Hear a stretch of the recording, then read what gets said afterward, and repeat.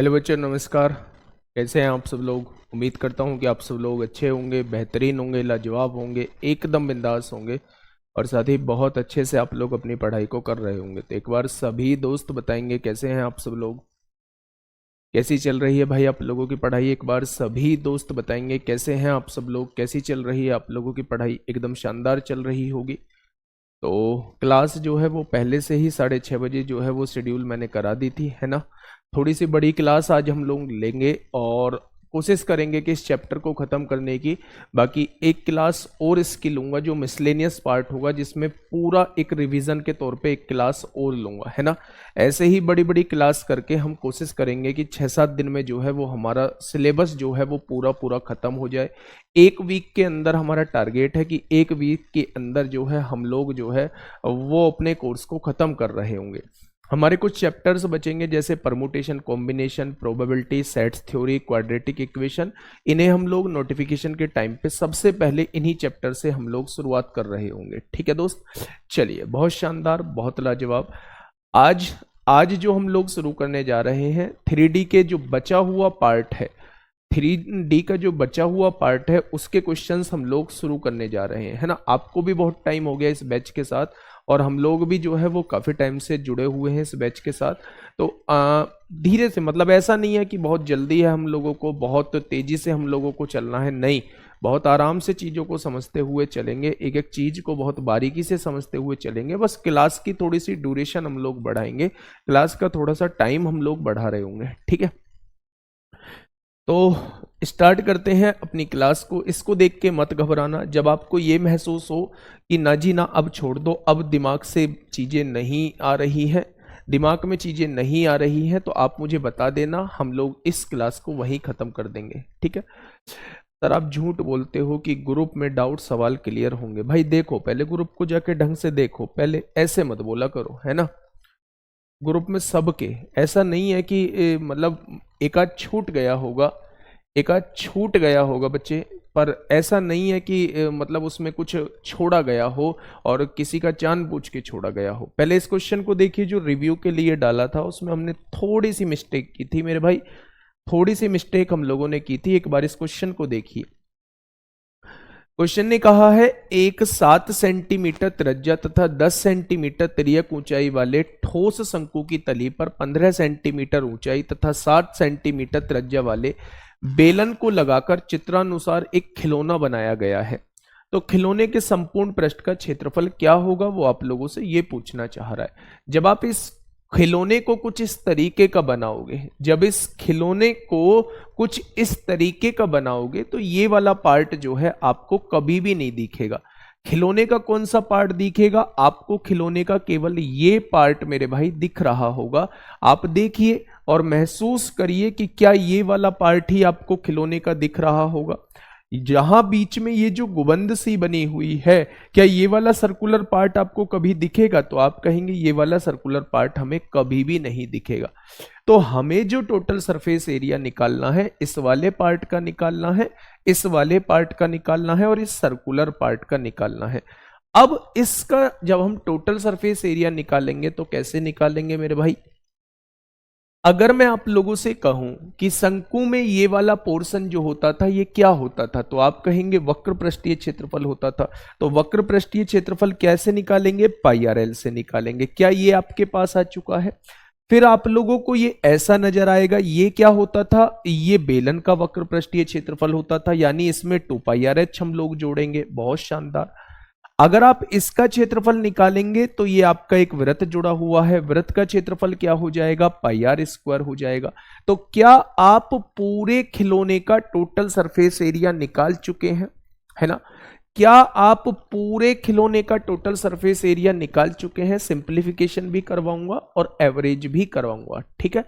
एक दिन इसमें और लूंगा, आज की क्लास के बाद एक दिन और लूंगा, मेंसुरेशन 3D पूरा खत्म हो जाएगा।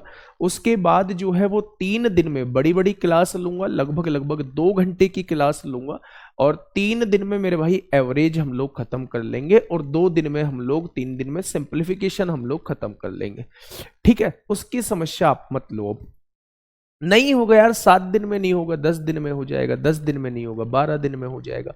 क्यों परेशान हो रहे हो? बीच में छोड़ के आपको नहीं जाऊंगा, एक भी चैप्टर ऐसा नहीं होगा जिसे बाद के लिए छोड़ के जाऊं। हर जगह से पाई कॉमन ले सकते हो, हर जगह से आर कॉमन ले सकते हो। यहाँ क्या बचेगा? यहाँ एल बचेगा। यहाँ से पाई आर कॉमन आ चुका है तो यहाँ 2h बचेगा। यहाँ से पाई आर कॉमन आ चुका है तो यहाँ आर बचेगा। बस अब आप लोगों को वैल्यू पुट करनी है। पाई की वैल्यू कितनी है? 22/7 है। आर की वैल्यू दोनों जगह समान है, ये 7 दी हुई है। एल कितना दिया हुआ है? तिर्यक ऊंचाई एल है 10। एच कितना है? 15 दूनी 30 हो जाएगा। और आर कितना है? 7 दिया हुआ है। 7 से 7 कट जाएगा, ये कितना बचेगा? 22 बचेगा। मल्टीप्लाई 30 और 10 40 और 7 47 हो जाएगा। तो जब आप 22 सत्ते 154 को 4 हासिल 15, 22 चौक 88, 88 और 15 103 हो जाएंगे। तो इस खिलौने का जो टोटल सरफेस एरिया हो जाएगा वो 1034 सेंटीमीटर स्क्वायर हो जाएगा।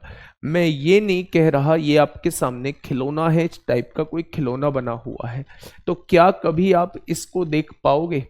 क्या कभी आप इसको देख पाओगे? इस खिलौनों में जो आपको दिखेगा वो क्या होगा? ये वाला पोर्शन होगा। वो क्या होगा? ये वाला पोर्शन होगा। वो क्या होगा? ये वाला पोर्शन होगा। तो जो पोर्शन दिख रहा है क्या उसी का सरफेस एरिया हम लोगों का टोटल सरफेस एरिया हो जाएगा? तो हमने जो गलती की थी बस ये की थी, हमने इसको भी काउंट कर लिया था। लेकिन अगर 3D इमेज आप लोग देखोगे, ऐसा खिलौना खड़ा करके देखोगे तो मेरे भाई ये इमेज कभी भी, ये वाला वृत्त जो है आपको कभी भी नहीं दिखेगा। ठीक है, प्रैक्टिस भी करा दूंगा भाई, मैं आपके लिए हर वक्त अवेलेबल हूं। मैंने आपसे लाखों बार बताया है, अगर कोई मुझसे पूछे कि आपका सबसे फेवरेट बैच कौन सा है तो नो डाउट मैं यूपीएसआई का विनायक बैच कहूंगा, क्योंकि यहीं से थोड़ी बहुत आज कोई जानता है, 2-4 लोग जानते हैं तो वो इसी बैच की वजह से जानते हैं, क्योंकि यूपीएसआई में ही सबसे पहले मैंने पढ़ाना स्टार्ट किया था। और यूपीएसआई वाले बच्चों का जो प्यार मिला वो जबरदस्त प्यार मिला। आज भी लोग देख लेते हैं तो हाँ, दिल से कहते हैं कि हाँ भाई साहब आपने मेहनत तो की थी उस बैच के साथ। ठीक है, तो इस बैच के बाद, इस बैच को कैसे भूल सकता हूं मैं। नेक्स्ट क्वेश्चन की तरफ हम लोग चलते हैं। ये काटने का क्वेश्चन मेरे भाई आपके सामने आया है, फटाफट मुझे बताइए क्या होगा इस क्वेश्चन का बिल्कुल सही जवाब। क्वेश्चन ने कहा है, हाँ, एक शंकु की ऊंचाई 45 सेंटीमीटर है। मेरे भाई एक शंकु है, पहले जैसे कह रहा है 3D को अगर मजबूत करना है तो पहले जैसे कह रहा है वैसे आपको बनाना पड़ेगा। एक शंकु की ऊंचाई जो आप लोगों को दी हुई है ये 45 सेंटीमीटर आप लोगों को दी हुई है। ठीक है, बहुत बढ़िया, बहुत शानदार। इसे आधार से 15 सेंटीमीटर एक तल द्वारा उसके आधार के समानांतर काटा जाता है। यहां से 15 सेंटीमीटर ऊपर, यहां से 15 सेंटीमीटर ऊपर काटा जाता है। अगर पूरी लेंथ 45 है, यहां से 15 सेंटीमीटर ऊपर काटा गया है तो ऊपर वाले शंकु की ऊंचाई जो रह जाएगी वो 30 सेंटीमीटर रह जाएगी। कोई दिक्कत समस्या? तो आप कहेंगे कोई दिक्कत समस्या नहीं है। ठीक है, यदि छोटे शंकु का आयतन 18,480 है, इस छोटे शंकु का आयतन 18,480 दिया हुआ है, तो मूल शंकु का आयतन क्या होगा वो आप लोगों से ये पूछना चाह रहा है।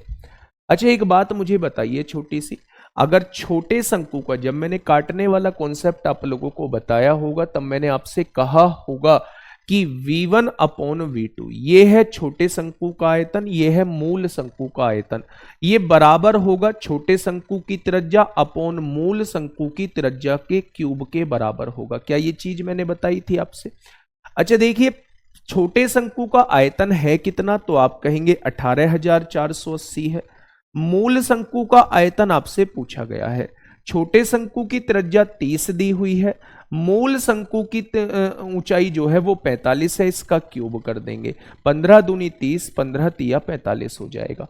जब 2 का क्यूब करेंगे 8 आएगा और 3 का क्यूब करेंगे 27 आ जाएगा। ठीक है मेरे भाई, तो यहां से जवाब कितना हो जाएगा? 18,480। ये भाग में है, इधर गुणा में आएगा, और ये गुणा में है, इधर आके भाग में आएगा। ये जो है V2 की वैल्यू यानी कि मूल आयतन आपके सामने आ जाएगा। ठीक है, बहुत बढ़िया, बहुत शानदार। अब देखिए मेरे भाई, यहां से आप लोग काट लीजिए थोड़ा सा।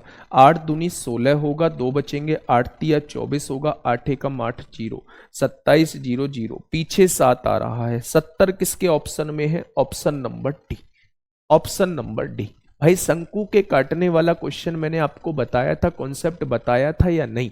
मैंने ये बताया होगा, याद करो उस बात को, कि अगर ये कोई एक मूल शंकु है और इसे जो है यहां से काटा जाता है, यहां से, तो मेरे भाई आप ये चीज समझ के चलिएगा कि अगर ये ऊंचाई h1 है और मूल ऊंचाई h2 है, ये ऊंचाई जो है वो R1 दी हुई है, मूल ऊंचाई जो है वो R2 आप लोगों को दी है।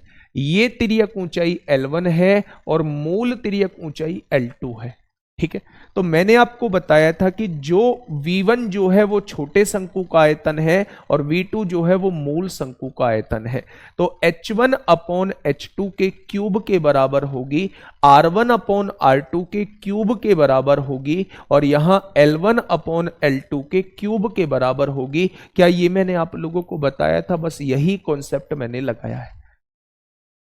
ठीक है, जब भी शंकु के कटने का क्वेश्चन आप लोगों के सामने आए तो आप कहना ये छोटे शंकु का आयतन है, ये मूल शंकु का आयतन है। ये छोटे शंकु की त्रिज्या है, ये मूल शंकु यानी शुरुआत वाले शंकु की त्रिज्या है, और उसका क्यूब करेंगे, यहां से सारी वैल्यू पुट कर देंगे, आपके पास V2 की वैल्यू निकल के आ जाएगी। तो आंसर क्या हो जाएगा? तो आप कहेंगे 62,370 इस क्वेश्चन का जवाब हो जाएगा।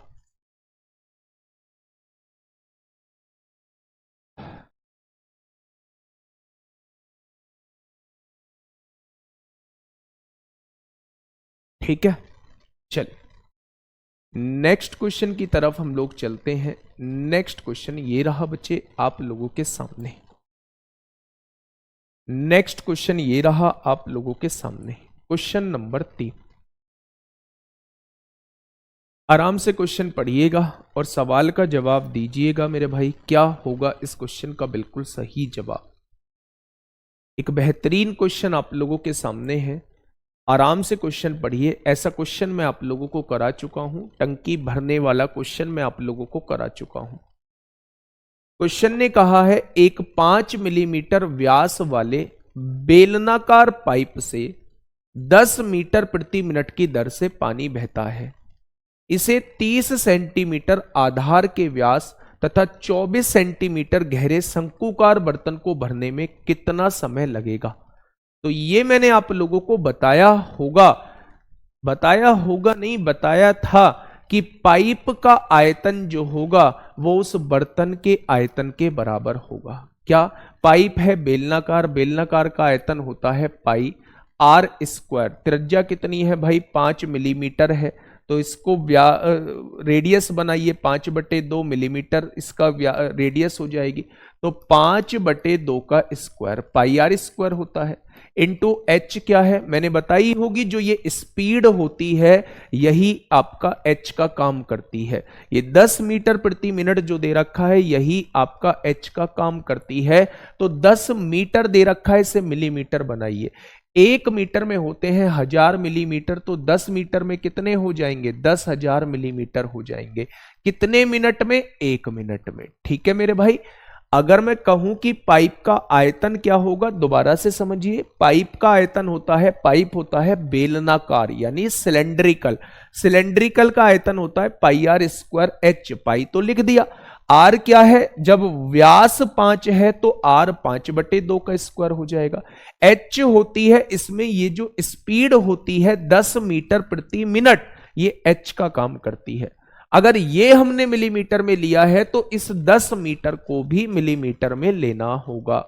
1 मीटर में होते हैं 1000 मिलीमीटर, तो 10 मीटर में कितने हो जाएंगे? 10,000 मिलीमीटर हो जाएंगे। यानी 10,000 मिलीमीटर पानी 1 मिनट में जाता है। मुझे नहीं पता कितने मिनट में जाएगा, मैंने मान लिया कि n मिनट में शंकु भर जाएगा। तो शंकु का आयतन कितना होता है? 1/3 पाई। शंकु की त्रिज्या कितनी दे रखी है मेरे भाई? इसे 30 सेंटीमीटर आधार के व्यास, अगर 30 व्यास है तो 15 सेंटीमीटर इसका रेडियस हो जाएगी, और सेंटीमीटर को मिलीमीटर में बदलेंगे तो 150 मिलीमीटर हो जाएगा। ठीक है, तथा 24 सेंटीमीटर इसकी हाइट दे रखी है, तो इसे मिलीमीटर में बदलोगे 240 मिलीमीटर हो जाएगा। बस आपके सामने जो है वो जवाब आ जाएगा, एन की वैल्यू निकल के आ जाएगी। हमने केवल पाइप के आयतन को शंकु के आयतन के बराबर लिखा है। अब भाई यहां से काटापीटी आप लोग मचा दो। कैसे मचेगी, यहां से देखेंगे पाई से पाई उड़ा दो, पाई से पाई उड़ा दिया, बहुत बढ़िया, बहुत सुंदर बात है। 3 से उड़ा दिया 50 बार, ये उड़ा दिया, बहुत अच्छी बात है जी। यहां से देखेंगे ये आंसर जो है वो मिनट में आएगा।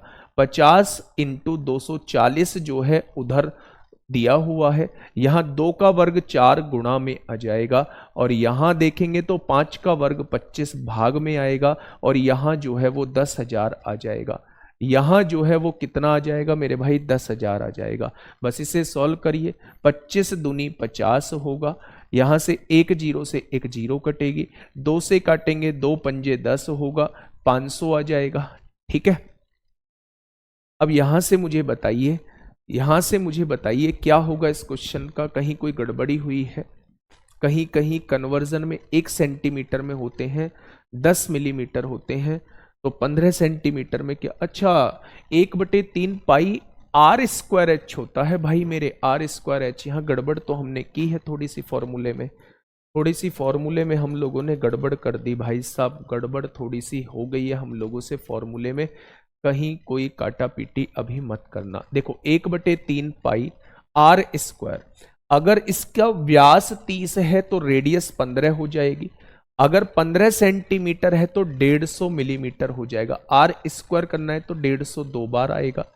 एच कितनी बार है बेटा, एच 240 है। बस ये थोड़ी सी गलती हम लोगों से हुई थी, तो एन की वैल्यू यहां से निकाली है, पाई से पाई उड़ा दीजिए, एन की वैल्यू कितनी हो जाएगी, 3 से 50 बार उड़ा दीजिए, तो इधर जो बचेगा राइट हैंड साइड वो 50 गुणा 150 गुणा 240 बचेगा।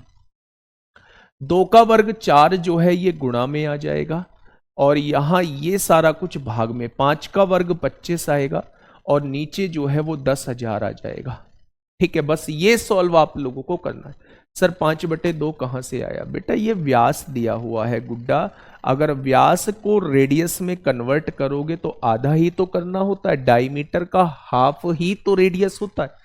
ठीक है, अब यहां से देखिए 25 दूनी 50 होंगे, 2 जीरो से 2 जीरो कट जाएंगे, 2 से काटेंगे 50 बार कटेगा, 5 दाई 50 होते हैं, 5 तिया 15 होते हैं। ठीक है भाई, 2 दूनी 4 होंगे, 2 पंजे 10 हो जाएंगे। ठीक है, 24 तिया 72 दूनी 144 हो जाएंगे, 144 को 5 से डिवाइड करिए, 5 दूनी 10 होंगे, 5 दूनी 10, 4 बचेंगे, 5 अट्ठे 40 होंगे, ये आ जाएगा। इसे बेटा सेकंड में बनाइए, 60 की गुणा कर दीजिए, 28 minute 48 second, option number A हो जाएगा। ऑप्शन नंबर ए इस क्वेश्चन का जवाब हो जाएगा। देखो ये क्वेश्चन मैंने आपको बताया था, कैसे बताया था, मैंने कहा था ये एक कंटेनर है, यहां से एक पाइप चल रहा है, इस पाइप से मेरे भाई पानी आ रहा है। ठीक है, हाँ देखिए ध्यान से सुनिए, इस पाइप का आयतन, हमेशा पाइप जो होता होगा वो सिलेंड्रिकल की फॉर्म में होगा। अब इस बार यहां क्यूबॉइड की शेप में कंटेनर नहीं लगाया है, उन्होंने एक शंकु के शेप में कंटेनर लगा दिया है। उन्होंने कहा ये शंकु कितने समय में भरेगा, तो इसका पाई आर स्क्वायर एच जो होगा वो इसके शंकु के आयतन के बराबर होगा। होगा या नहीं, मैंने बताया होगा जब एक चीज से पानी दूसरी जगह डाला जाता है, भरा जाता है, तो दोनों के वॉल्यूम इक्वल होते हैं। तो वही काम मैंने किया है, पाई आर स्क्वायर एच का मतलब पाई को मैंने एज इट इज लिख दिया, दोबारा समझ लीजिए, पाई को मैंने ऐसे ही लिख दिया। डायमीटर 5 मिलीमीटर है, व्यास 5 मिलीमीटर है, तो व्यास का आधा रेडियस होता है, तो 5/2 पाई आर स्क्वायर। एच क्या होती है? जो स्पीड दी गई हो। ये 10 मीटर प्रति मिनट स्पीड है। ये मीटर में है तो इसे मिलीमीटर में बनाइए। 10,000 मिलीमीटर प्रति मिनट पानी छोड़ रही है। मुझे नहीं पता 1 मिनट में जाने वाला पानी है, मुझे नहीं पता कितने समय में भरी जाएगी। मैंने मान लिया n मिनट में वो शंकु भर जाएगा। इज इक्वल टू शंकु का आयतन लिख दो 1/3 पाई आर स्क्वायर। अगर व्यास 30 सेंटीमीटर है शंकु का तो त्रिज्या 15 हो जाएगी, और 15 सेंटीमीटर में 150 मिलीमीटर होते हैं, तो 150 आर स्क्वायर हो गया। और एच कितना है? 240 मिलीमीटर दिया हुआ है। बस आपको क्या करना है, यहां से एन की वैल्यू फाइंड आउट कर देनी है। मेरे भाई इंपॉर्टेंट क्वेश्चन है, इंपॉर्टेंट क्वेश्चन है, बहुत छुटकू सा क्वेश्चन है, लेकिन गजब का खेल खेल के जाएगा। ठीक है, चलिए कन्वर्जन जरूर करना है। यहां लिख लीजिए 1 मीटर में होते हैं 100 सेंटीमीटर, 1 मीटर में होते हैं 1000 मिलीमीटर, 1 सेंटीमीटर में होते हैं 10 मिलीमीटर। ये चीजें यहां लिख लीजिए। बस ये चीजें मेरे भाई, ये जो यूज हुई है वो साइड में लिख लीजिए। ठीक है, बहुत बढ़िया। चलिए नेक्स्ट क्वेश्चन की तरफ चलते हैं। हम लोगों ने 3 क्वेश्चन बड़े शानदार शानदार किए। आप मुझे इसका जवाब दीजिए, क्या होगा इसका बिल्कुल सही जवाब।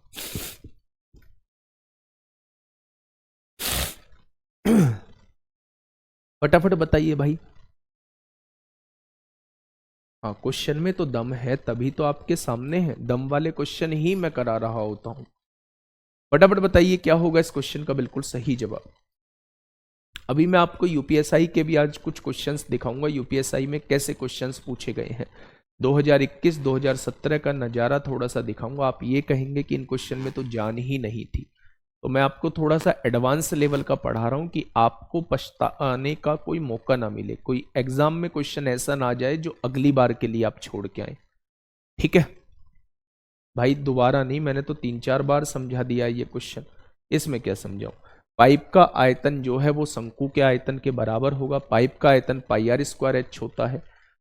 स्पीड जो होती है वो एच का काम करती है। और शंकु का आयतन तो डायरेक्टली आपको लिखना है, एक बार खुद से कोशिश कर लेना, है ना। इतनी बात लिख के छोड़ दो, पाइप का आयतन इज इक्वल टू शंकु का आयतन। पाइप जो होता है वो बेलनाकार होता है, तो बेलन का आयतन इज इक्वल टू शंकु का आयतन लिखना है। सारी वैल्यू पुट करनी है। पढ़िए इस क्वेश्चन को। चित्र में दर्शाए गए छिन्नक का आयतन ज्ञात कीजिए। छिन्नक का आयतन, क्या कोई ऐसा योद्धा है जो बिना कहे लिख दे बोर्ड पे अपने आप? Pi H by 3 is equal to R square plus small R square plus capital R into small R. क्या यही चीज हम लोग पढ़ के आएगी? अगर पाई के फॉर्मेट में आंसर दिया है तो पाई को लिखा रहने दीजिए। एच कितना दिया हुआ है? 10 दिया हुआ है, बटे 3 हो जाएगा। कैपिटल आर कितना दिया हुआ है? 14 का वर्ग 196 होता है। स्मॉल आर कितना दिया हुआ है? 7 का वर्ग 49 होता है। Capital R into small R कितना दिया हुआ है? 14 सत्ते 98 दिया हुआ है। ठीक है भाई, कोई दिक्कत नहीं है। यहां से देखें तो ये 10 पाई/3 हो चुका है। मल्टीप्लाई में 9 और 6 15, 15 और 8 कितना हो जाएगा? 15 और 8 23 को 3 होगा, हासिल लगे 2। 9 और 4 13, 13 और 9 22, 22 और 2 24 को 4, 24 को 4, हासिल लगे 2, 2 और 1 3 हो जाएगा। तो ये हो जाएगा 3430, 3430/3 पाई हो जाएगा। ये 7 थी, ये 14 थी। कहीं गड़बड़ी? चित्र में दर्शाए गए छिन्नक का आयतन, तो पाई एच बाई 3 होता है। पाई लिख दिया, एच कितना है? 10 है, बाई 3, 3 भी लिख दिया यहाँ पे। आर स्क्वायर यानी कि 14 का स्क्वायर 196 होगा, 7 का स्क्वायर 49 होगा, 14 सत्ते 98 होते हैं। 10 पाई/3 हो जाएगा। 9 और 6 15, 15 और 8 23 को 3, हासिल लगे 2। 9 और 2 11, 4 15, 15 और 9 24 को 4, हासिल लगे 2, 2 और 1 3। तो यहां से आप लोग देख रहे होंगे 3430/3 पाई आ जाएगा। 3430/3 पाई आ जाएगा, है ना भाई। कहीं गड़बड़ी तो नहीं की है? Calculate the volume of the frustum of a cone as shown in the figure, यही तो होता है।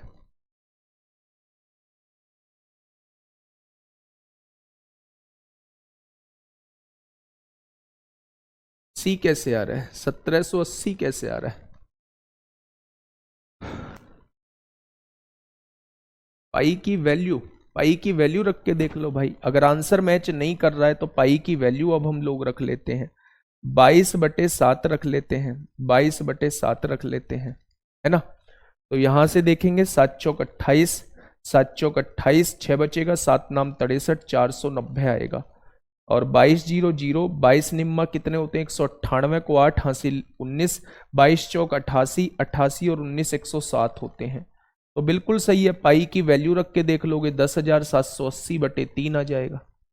पाई की वैल्यू रख के देख लीजिए मेरे भाई, अगर पाई की वैल्यू यहां 22/7 रख देते हैं तो 10,780/3 आ जाएगा।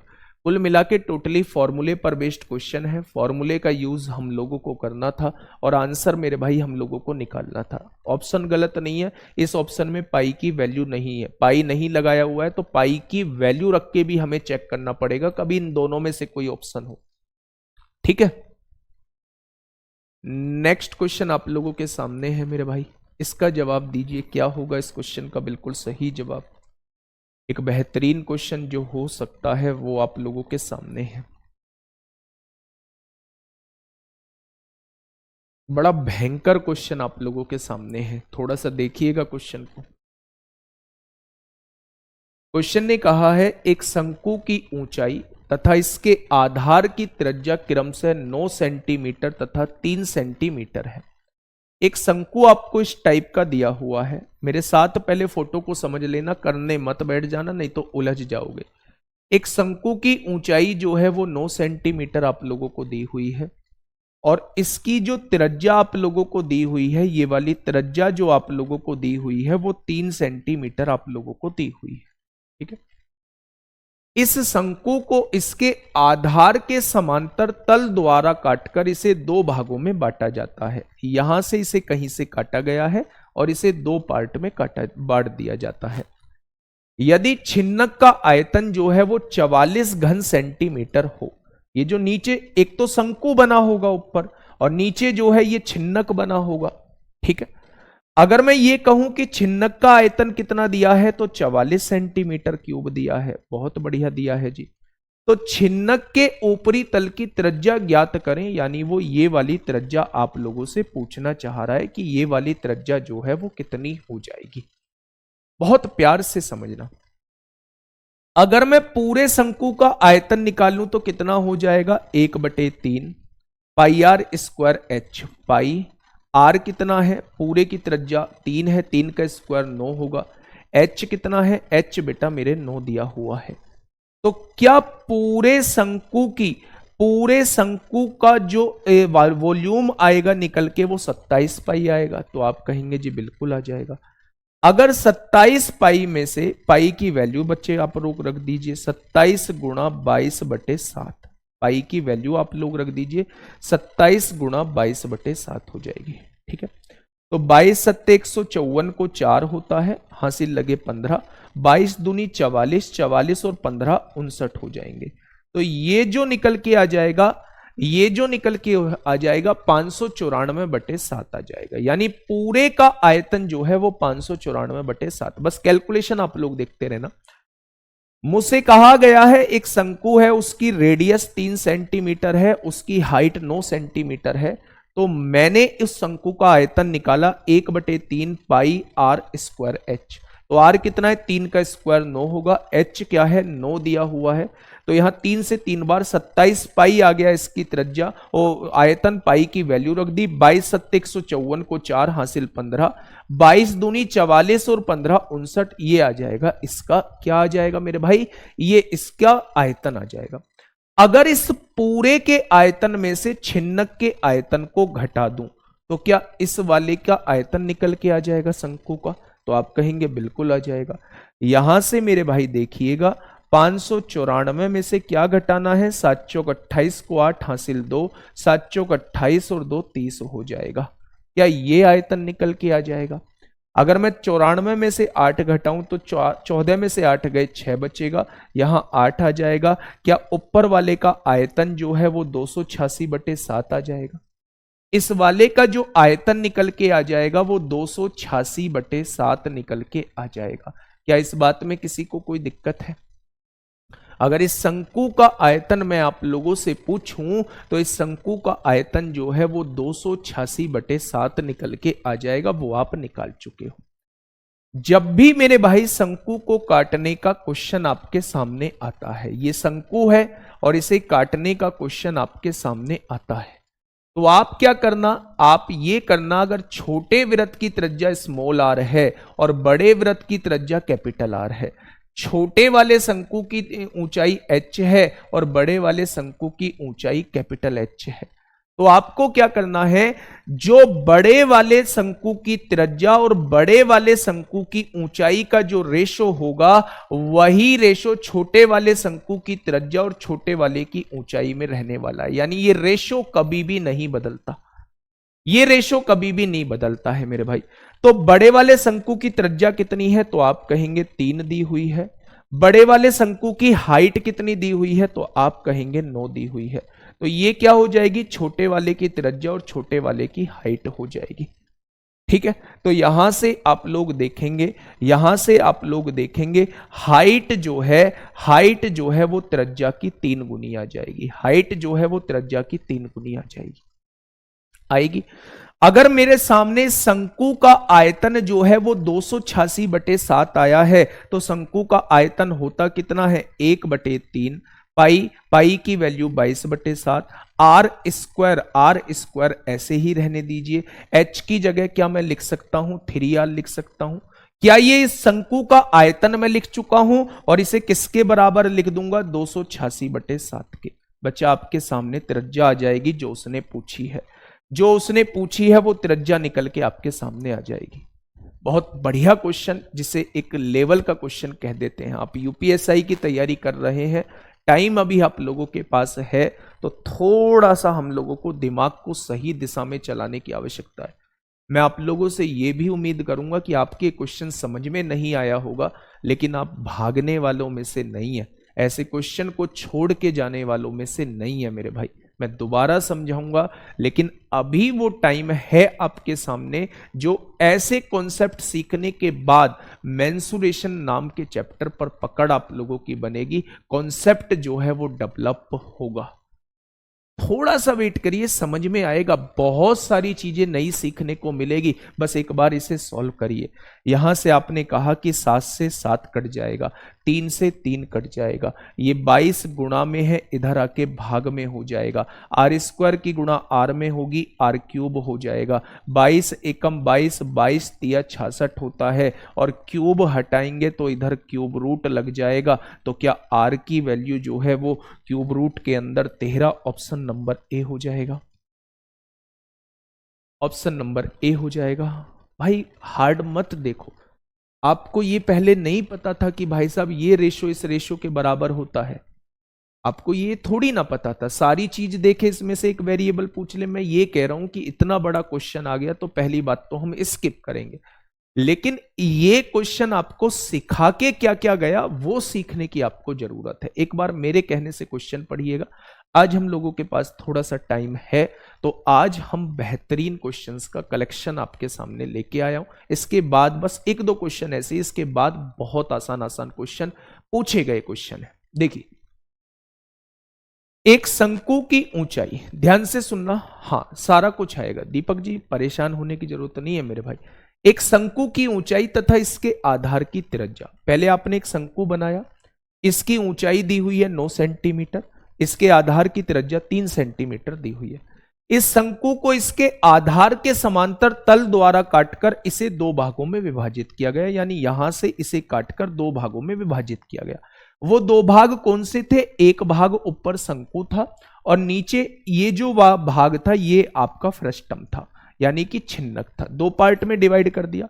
अब उसने कहा यदि छिन्नक का आयतन 44 घन सेंटीमीटर क्यूब है, यानी इस वाले का आयतन 44 घन सेंटीमीटर क्यूब है, तो मेरे दिमाग में सबसे पहले यह आया कि मुझसे ये वाली रेडियस पूछी गई है, तो क्यों ना मैं इसका आयतन निकाल लूं। अब इसका आयतन वॉल्यूम कैसे निकलेगा?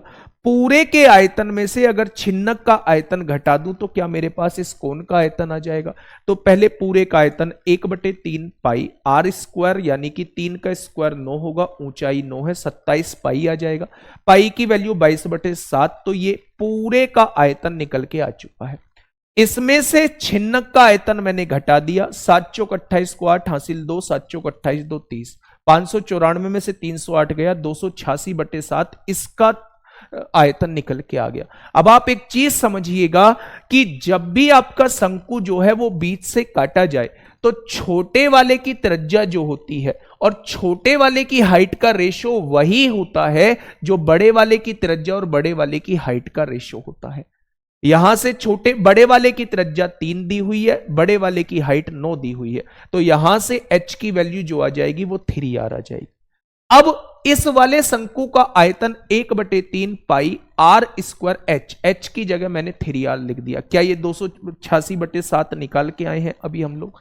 यहां से हमने सॉल्व किया तो r की वैल्यू जो है वो क्यूब रूट के अंदर 13 आ गई। और इस तरीके से मैं इस क्वेश्चन पे लगा दूंगा। बहुत बहुत बहुत ज्यादा इंपॉर्टेंट क्वेश्चन है मेरे भाई, बहुत बहुत बहुत ज्यादा इंपॉर्टेंट क्वेश्चन है मेरे दोस्त। ठीक है, ये चीज समझ में आ गई होगी मेरे भाई। खुद से कोशिश करना, खुद से कोशिश करोगे तो बहुत बढ़िया से चीजें समझ में आएंगी। ठीक है, आइए, ये पूछा गया क्वेश्चन सीजीएल 11 अप्रैल 2022 में। बताइए क्या होगा इस क्वेश्चन का? बिल्कुल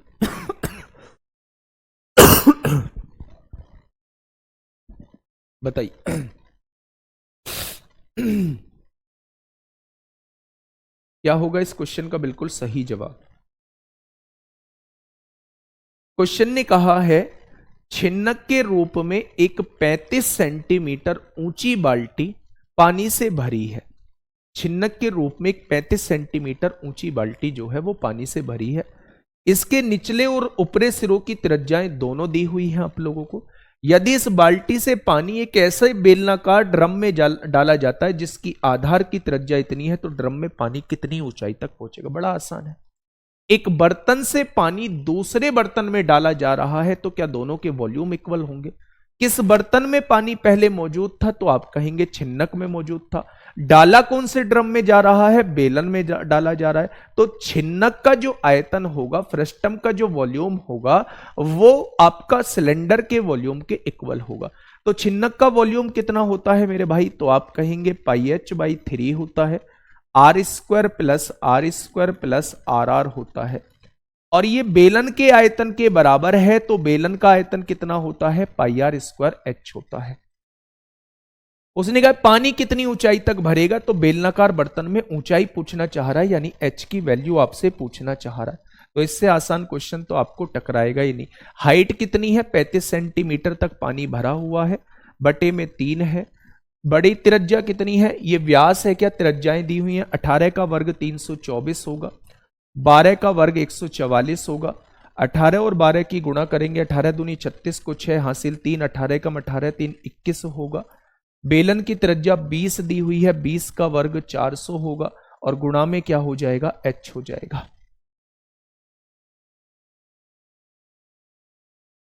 ठीक है, हाँ। अब यहां आइए मेरे भाई, 35/3 हो गया, मल्टीप्लाई 4 और 4 8, 8 6 14 को 4 हासिल 1, 2 और 1 3, 4 3 7 और 1 8 हो जाएगा, 3 और 1 4 और 2 6 हो जाएगा। तो यहां से ये 400 गुणा में है, इधर आके भाग में होगा और इनटू में h हो जाएगा। ठीक है, 3 दूनी 6 होगा, 3 दूनी 6 होगा, 3 अट्ठे 24 होगा। 4 से काटेंगे 100 बार, 4 पंजे 20 होगा, 4 सत्ते 28 होगा, 7 पंजे 35, पीछे 5 आएगा और पीछे 5 दो बाद पॉइंट, तो ऑप्शन नंबर ये तो जवाब नहीं होगा। अब आप देख लीजिए मेरे भाई कैसे करेंगे। 35 की गुणा 57 में करके देख लीजिए मेरे भाई। 5 से काट दीजिए 7 बार कटेगा, 5 से काट दीजिए 20 बार कटेगा। 7 सत्ते 49 को 9 हासिल 4, 7 पंजे 35, 4 39। 20 से डिवाइड करिए, 20 एकम 20 होगा, कितना बचेगा? 19 199, 20 निम्मा 180 होगा, 19 पॉइंट कुछ आएगा, option number D. Option number D इस क्वेश्चन का जवाब हो जाएगा। पानी किस बर्तन में मौजूद था? छिन्नक में मौजूद था। पानी डाला किस में गया है मेरे भाई? बेलनाकार ड्रम में डाला गया है। तो इसका मतलब जो है वो छिन्नक का जो आयतन रहेगा, आपका फ्रस्टम का जो वॉल्यूम रहेगा वो किसके बराबर रहने वाला है? तो आप कहेंगे वो हमारा सिलेंडर के वॉल्यूम के बराबर रहने वाला है। तो हमने क्या किया? हमने जस्ट दोनों को बराबर कर दिया। हमसे बेलन की ऊंचाई पूछी है, यानी हमसे ये वाली ऊंचाई वो पूछना चाह रहा है, और सारा मटेरियल हम लोगों को दिया हुआ है। ठीक है, चलिए नेक्स्ट क्वेश्चन गोले और अर्धगोले पर आधारित प्रश्न मैं आप लोगों को कराने वाला हूं। गोले पर और अर्धगोले पर फ्रस्टम पे क्वेश्चन करा चुका हूं, बेलन पे क्वेश्चन कर चुके हैं, शंकु पे क्वेश्चन कर चुके हैं। अब गोला और अर्धगोला हम लोग करने वाले हैं मेरे भाई। ठीक है, ध्यान से समझिएगा। पहला क्वेश्चन आप लोगों के सामने, ऐसे क्वेश्चन जो है वो आप लोगों से यूपीएसआई में पूछे गए हैं 2021 में। ऐसे क्वेश्चन यूपीएसआई में आप लोगों से पूछे गए हैं 2021 में। ध्यान से सुनिएगा। एक गोले का व्यास इतना है तो रेडियस कितनी हो जाएगी? 2 सत्ते 14 होगा, 2 तिया 6 होगा, 2 पंजे 10 होगा। तो रेडियस जो है वो 7.35 हो जाएगी। 400 कहां से आया? ये वाला 400 कहां से आया भैया? रेडियस 20 है, 20 का स्क्वायर 400 होगा। अभी सोने लाल सर आपने क्लास में फ्रस्टम तो कराया ही नहीं है, बहुत बढ़िया, ये और सुंदर बात आपने बताई है। ठीक है, ये और सुंदर बात आपने बताई है। चलिए, गोले का आयतन आपसे पूछा है, 4/3 हो जाएगा। पाई की वैल्यू 22/7 रहेगी। आर की वैल्यू 7.35 है। इसका क्यूब दिया हुआ है, तो मेरे भाई इसका क्यूब हम लोगों को करना पड़ेगा, यानी इसकी गुणा 3 बार हम लोगों को करनी पड़ेगी। यही तो होगा इसका। अब जो है भाई साहब, अब हमें देखना पड़ेगा, ऐसी बड़ी बड़ी कैलकुलेशन आप लोगों को दी गई थी। सबसे पहले 7 से काटा, 7 एकम 7, 7 पंजे 35 होगा। फिर 3 से काटा, 3 से काटा 0, 3 तिया 9 होगा, 3 पंजे 15 होगा, 35 तिया 105 होते हैं। अब आंसर जो आएगा, पॉइंट के बाद देखो कितनी डिजिट आने वाली है। पॉइंट के बाद यहां भी 2 डिजिट है, यहां भी 2 डिजिट है और यहां भी 2 डिजिट है, तो पॉइंट के बाद आनी चाहिए 6 डिजिट। लेकिन आंसर में जो है वो पॉइंट के बाद, अच्छा यहां तो ये भी तो देख लो मेरे भाई, नंबर ऑफ जीरोज भी बनेंगी। नंबर ऑफ जीरोज कितनी बनेंगी? 2 यहां बार है। देखो अब समझिए ध्यान से मेरी बात को। यहां 2 कितनी बार है? आप कहेंगे 2 2 बार है। यहां 2 कितनी बार है? आप कहेंगे 1 बार है। तो मेरे दोस्त 2 जो है टोटल 3 बार आ रहा है। यहां भी 5 है, यहां भी 5 है, यहां भी 5 है, 5 भी 3 बार आ रहा है। तो इसका मतलब इसके अंदर 3 जीरो बनने वाली है। 3 जीरो बनेंगी, वो 3 जीरो पॉइंट में कट जाएंगी। बचे टोटल 6 पॉइंट है, तो 3 बाद पॉइंट आएगा। तो सारे ही ऑप्शन में पॉइंट के बाद 3 अंक है। इसका मतलब इससे तो कुछ नहीं कटेगा। अब इकाई का अंक देख लो क्या होगा मेरे भाई। इकाई का अंक देख लेते हैं हम लोग। आंसर जो होगा वो 7 का मल्टीपल होगा। आंसर जो आएगा वो किसका मल्टीपल आएगा? तो आप कहेंगे 7 का मल्टीपल। 7 दूनी 14, 2 बचेंगे, 7 तिया 21, 5 बचेंगे, 7 सत्ते 49, 4 बचेंगे, 7 छिंग 42, 6 बचेंगे, 7 नाम 63, 7 से कट रहा है, 7 से कट रहा है मेरे भाई। 11 का भी मल्टीपल आएगा। इसे 11 से देख लो, 7 और 1 8 हो गया, 8 और 4 12 हो गया, 12 7 19, 8 और 3 11, 11 और 8 19, ये भी 11 से कट रहा है। क्या ये 7 से कट रहा है? 7 दूनी 14, 4 बचेंगे, 7 छिंग 42 होगा, 5 बचेंगे, 7 सत्ते 49, 7 छिंग ये भी 7 से कट रहा है भाई। ये तो सारे ही ऑप्शन 7 और 11 से कट रहे हैं। तो ये किसका और मल्टीपल हो सकता है भाई? कैलकुलेशन इसमें लेंदी जा रही है, कैलकुलेशन जो है इसमें लेंदी जा रही है। आप इसे ऐसे लिखिए, 4 को लिखिए 2 गुणा 2 गुणा 22 को लिखिए 2 गुणा 11। अब 35 को आप कैसे लिखेंगे? 5 गुणा 7 लिखिए, ठीक है। और 735 को लिखिए 5 गुणा 5 एकम 5। ये तो बहुत लेंदी हो जाएगा भाई, बहुत लेंदी कैलकुलेशन जाएगी। अब तो आपको गुणा करनी ही पड़ेगी। ये भी हो रहा है क्या? 9 और 1 10, 10 और 5 15, 3 18, 6 और 3 9 और 6 15, ये 11 से डिवाइड नहीं होगा। 8 और 1 9, 9 और 7 16, 3 19, 7 3 10 और 2 12, ये भी 11 से डिवाइड नहीं होगा। या तो ऑप्शन नंबर 1 होगा या ऑप्शन नंबर 2 होगा, या तो ऑप्शन नंबर 1 होगा या फिर ऑप्शन नंबर 2 होगा। इसमें से अब आपको देखना पड़ेगा कि आंसर कौन सा हो जाएगा मेरे भाई। ठीक है, और क्या कोई तरीका बैठ सकता है इसका? और क्या कुछ तरीका मेरे भाई बैठ सकता है?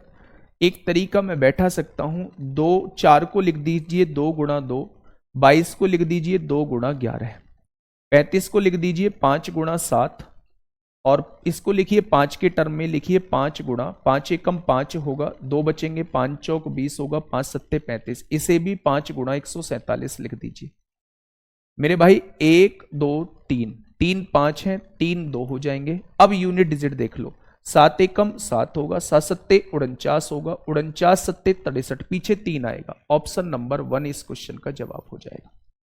ऑप्शन नंबर 1 इस क्वेश्चन का जवाब हो जाएगा। भाई जीरो तो हटा दी, पॉइंट से हटा दी, वो तो दोबारा से समझो, नई चीज सीखने को मिलेगी।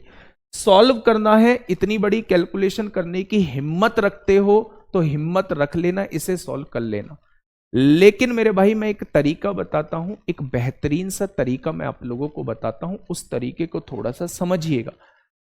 अगर आप लोगों को दिख रहा है कि पॉइंट के बाद कितने अंक हैं, 2 अंक हैं, पॉइंट के बाद 2 अंक है, पॉइंट के बाद 2 अंक आए हैं, टोटल मिला के पॉइंट के बाद 6 अंक आ रहे हैं, तो आंसर में पॉइंट के बाद 6 अंक आने चाहिए। यानी यहां पॉइंट के बाद 3 अंक हैं, तो 3 जीरो रही होंगी, उन 3 जीरो से पॉइंट कट गए होंगे। तो जब मैंने 4 को लिखा तो 2 गुणा 2 लिख दिया, 22 को लिखा 2 गुणा 11 लिख दिया। इसे 5 की टर्म में तोड़ लो, 5 गुणा 7 लिख दिया। इसे 5 की टर्म में तोड़ो, 5 गुणा 147, 5 गुणा 147। यानी वो जो 3 जीरो बन रही थी, 3 बार 2 है, 3 बार 5 है, इनसे बन रही थी। अब बचा कुछ यूनिट डिजिट निकाल लो, 1 सत्ते 7 होगा, 7 सत्ते 49 को 9 आएगा, 9 सत्ते 63, पीछे 3 आएगा। ऑप्शन नंबर ए इस क्वेश्चन का जवाब हो जाएगा। ऑप्शन नंबर ए इस क्वेश्चन का जवाब हो जाएगा। हकीकत में तरीका तो ये था इस क्वेश्चन को करने का मेरे भाई। ठीक है, ऐसी ऐसी कैलकुलेशन आपसे यूपीएसआई में पूछी गई है, ऐसी ऐसी कैलकुलेशन जो है मेरे भाई यूपीएसआई में आप लोगों से मेरे दोस्त पूछी गई है। ठीक है, नेक्स्ट क्वेश्चन आप लोगों के सामने, आप लोग मुझे इसका जवाब दीजिए, लगभग लगभग कितना आएगा। बड़ी बड़ी कैलकुलेशन के साथ ऐसे ही लिख के आया हूं। क्वेश्चन ने कहा है 65 सेंटीमीटर त्रिज्या वाले गोले का लगभग आयतन कितना होगा। 65 सेंटीमीटर गोले के त्रिज्या 4/3, पाई की वैल्यू 22/7, और आर क्यूब मतलब 65 गुणा 65 गुणा 65। ये आप लोगों से पूछना चाह रहा है, लगभग पूछना चाह रहा है।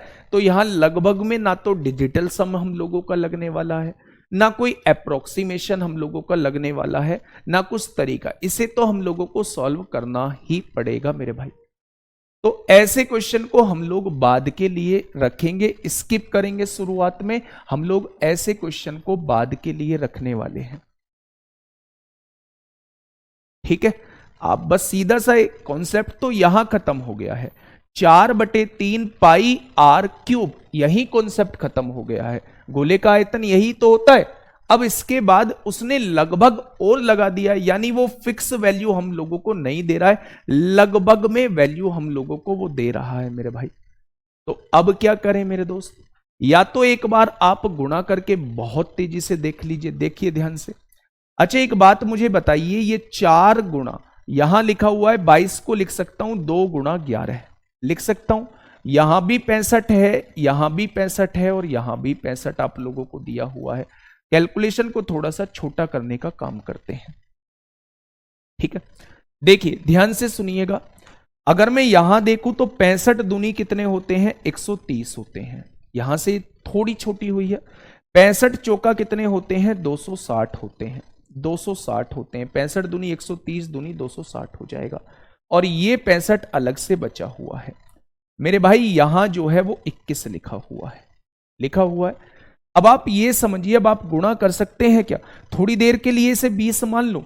अगर मैं इसे 20 मान लेता हूं, नीचे वाली वैल्यू को मैंने कम माना है, तो आंसर को भी कम करना पड़ेगा, जो आंसर निकल के आएगा उसे भी कम करना पड़ेगा।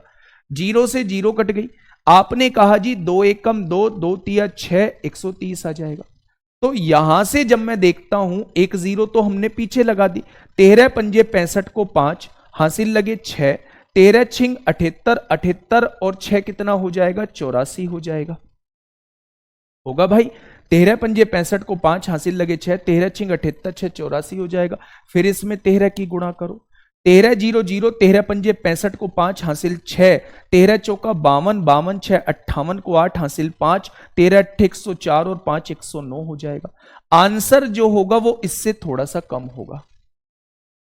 आंसर जो होगा, देखिए 4 की गुणा 65 में, हाँ इसकी गुणा किस में और करनी है, 65 की गुणा 4 में करी 130, 65 की गुणा 2 में, 65 की गुणा 4 में 200। अच्छा 11 और है, 11 की गुणा कर लो, 11 0 0, 11 पंजे 55 को 5, 11 पंजे 55 को 5 हासिल लगे 5, 11 88, 5 93 को 3 हासिल 9, 11 निम्मा 99, 99 9 108 को 8 हासिल 10, 11 0 0 10 1 11 1 ये आ जाएगा। ये आपके क्वेश्चन का जवाब आएगा, इससे कम ही आपका आंसर आएगा। ठीक है, इससे कम ही आपका आंसर आएगा। सिंपल गुणा करके डिवाइड तो कर दे तो नहीं होगा, हो जाएगा, बहुत बड़ा होगा। अब बच्चे ये देख लो इससे कम कहां है ऑप्शन, क्या ये इससे कम है, ये जो लिखा हुआ है, ये लिखा हुआ है, इसके बाद 3 5 0 लग रही है, ये लिखा हुआ है 4 लाख, ये लिखा है 45 लाख, और ये कितना है 12,08,350, तो ये तो जवाब नहीं होगा, 12 लाख से कम ही होगा। ये लिखा हुआ है मेरे भाई 60 लाख लिखा हुआ है, 60 लाख, ये भी नहीं होगा। ये कितना लिखा हुआ है, ये 11,50,000 लिखा हुआ है, लगभग लगभग यही आंसर हो जाएगा, ऑप्शन नंबर सी। तो अप्रोक्सीमेशन से हमें जाना है, अगर आप वैसे सॉल्व करने बैठ गए तो भाई साहब ये बहुत लेंदी हो जाएगा, अप्रोक्सीमेशन से हमें इसे सॉल्व करना होगा। ठीक है, उसने भी लगभग लगाया हुआ है, तो वो भी आपसे चाह रहा है कि आप अप्रोक्सीमेशन से इसे सॉल्व करो। मैं फिर से बता देता हूं, टाइम है, बहुत धीरे धीरे कर रहे हैं। कॉन्सेप्ट यहां खत्म हो गया था जब मुझसे गोले का आयतन पूछा था 4/3 पाई आर का क्यूब, यही तो पूछा था। 4/3 मैंने गुणा करी तो 21 आया, यहां ऐसे ही लिख दिया। अब मैंने क्या सोचा, जब मैंने इनकी गुणा करी, 65 की गुणा 2 में करी 130 हो गया, 65 की गुणा 4 में करी 260 आ गया, एक 65 बचा, एक 11 बचा। यहां इन सब की गुणा कर दी तो 13। देखो मैंने 21 को कम करके 20 मान लिया, थोड़ा सा कम मान लिया मैंने। अगर थोड़ा सा कम माना है तो मेन आंसर को भी थोड़ा सा कम करना पड़ेगा। तो 0 से 0 कट गई, 130 बार कट गया। जब इन सब की गुणा करी तो मेरे पास ये आ गया, यानी 12,08,350 इस क्वेश्चन का जवाब आना चाहिए, इससे कम आना चाहिए। इससे कम एक ही ऑप्शन है, ऑप्शन नंबर सी। इससे कम जो है वो एक ही ऑप्शन है, ऑप्शन नंबर सी। ठीक है, आगे बढ़ जाए। 2-3 क्वेश्चन ऐसे बड़े बड़े ही मिलेंगे, जैसे ये क्वेश्चन है मेरे भाई, ये क्वेश्चन है। और सच बताऊं 2021 के सबसे हर शिफ्ट में ऐसे ही क्वेश्चन पूछे गए। या तो वो बच्चे ने, जब मुझसे एनालिसिस के टाइम पे बताया गया जी ये पूछा गया था, आयतन पूछा गया था, रेडियस दी हुई थी, तो मैं बोला भाई इसे क्यों छोड़ के आए हो, ये क्वेश्चन नहीं हुआ, तुमने फिर पढ़ा क्या है, तुमने फिर पढ़ा क्या है। तो उन्होंने कहा जी वैल्यू ऐसी ऐसी दी हुई थी कि उन्हें शाम तक भी सॉल्व करते रहते तो वो सॉल्व नहीं होती। तब मेरे समझ में आया कि वैल्यू जो थी वो पॉइंटों में बड़ी बड़ी वैल्यू दी हुई थी। उनका जुगाड़ मैंने ढूंढा है। उनका जुगाड़ या तो आप नंबर ऑफ जीरोस निकाल के यूनिट डिजिट के कॉन्सेप्ट से कर सकते हैं, या फिर आप अप्रोक्सीमेशन से जा सकते हैं। नीचे वाली संख्या को कम कर दीजिए जिससे कट जाए, और आंसर को भी कम ही करना हो। नीचे वाली संख्या अगर बढ़ा रहे हो तो आंसर को भी बढ़ाना होगा, नीचे वाली संख्या को अगर घटा रहे हो तो आंसर को भी इससे घटाना ही होगा। तो इससे घटाया है तो वही इससे कम आया है। आप लिख के देखो, ये 11 लाख कुछ आएगा, 11,50,000 आएगा, और 11,50,000 12 लाख से थोड़ा सा कम है। तो यही इस क्वेश्चन का जवाब हो जाएगा। इस क्वेश्चन का जवाब दीजिए मुझे, क्या होगा? इस क्वेश्चन का जवाब दीजिए मेरे भाई मुझे, क्या होगा? एक गोले की त्रिज्या जो है वो 3.5 सेंटीमीटर आप लोगों को दी हुई है। गोले की त्रिज्या 3.5 सेंटीमीटर है। अब गोले का कुल पृष्ठीय क्षेत्रफल पूछ लिया, ये आसान है। गोले का कुल पृष्ठीय क्षेत्रफल होता है 4 पाई आर स्क्वायर। आर स्क्वायर मतलब 3.5 का स्क्वायर, 3.5 का स्क्वायर का मतलब 3.5 दो बार है, ठीक है। 7 से काटेंगे 0.5 बार कटेगा, पॉइंट हटाएंगे नीचे 10 आएगा, पॉइंट हटाएंगे नीचे एक और 0 आएगी।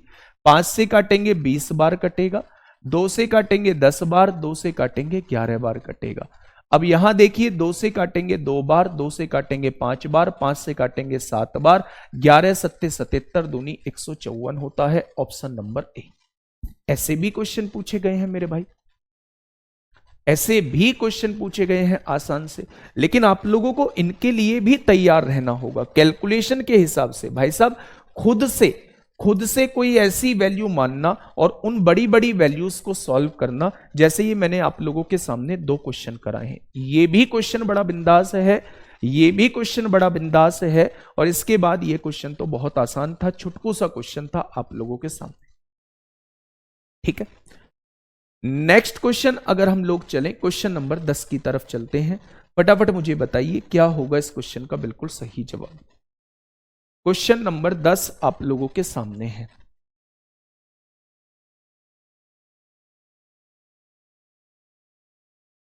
फटाफट बताइए क्वेश्चन नंबर 10 का जवाब क्या हो जाएगा।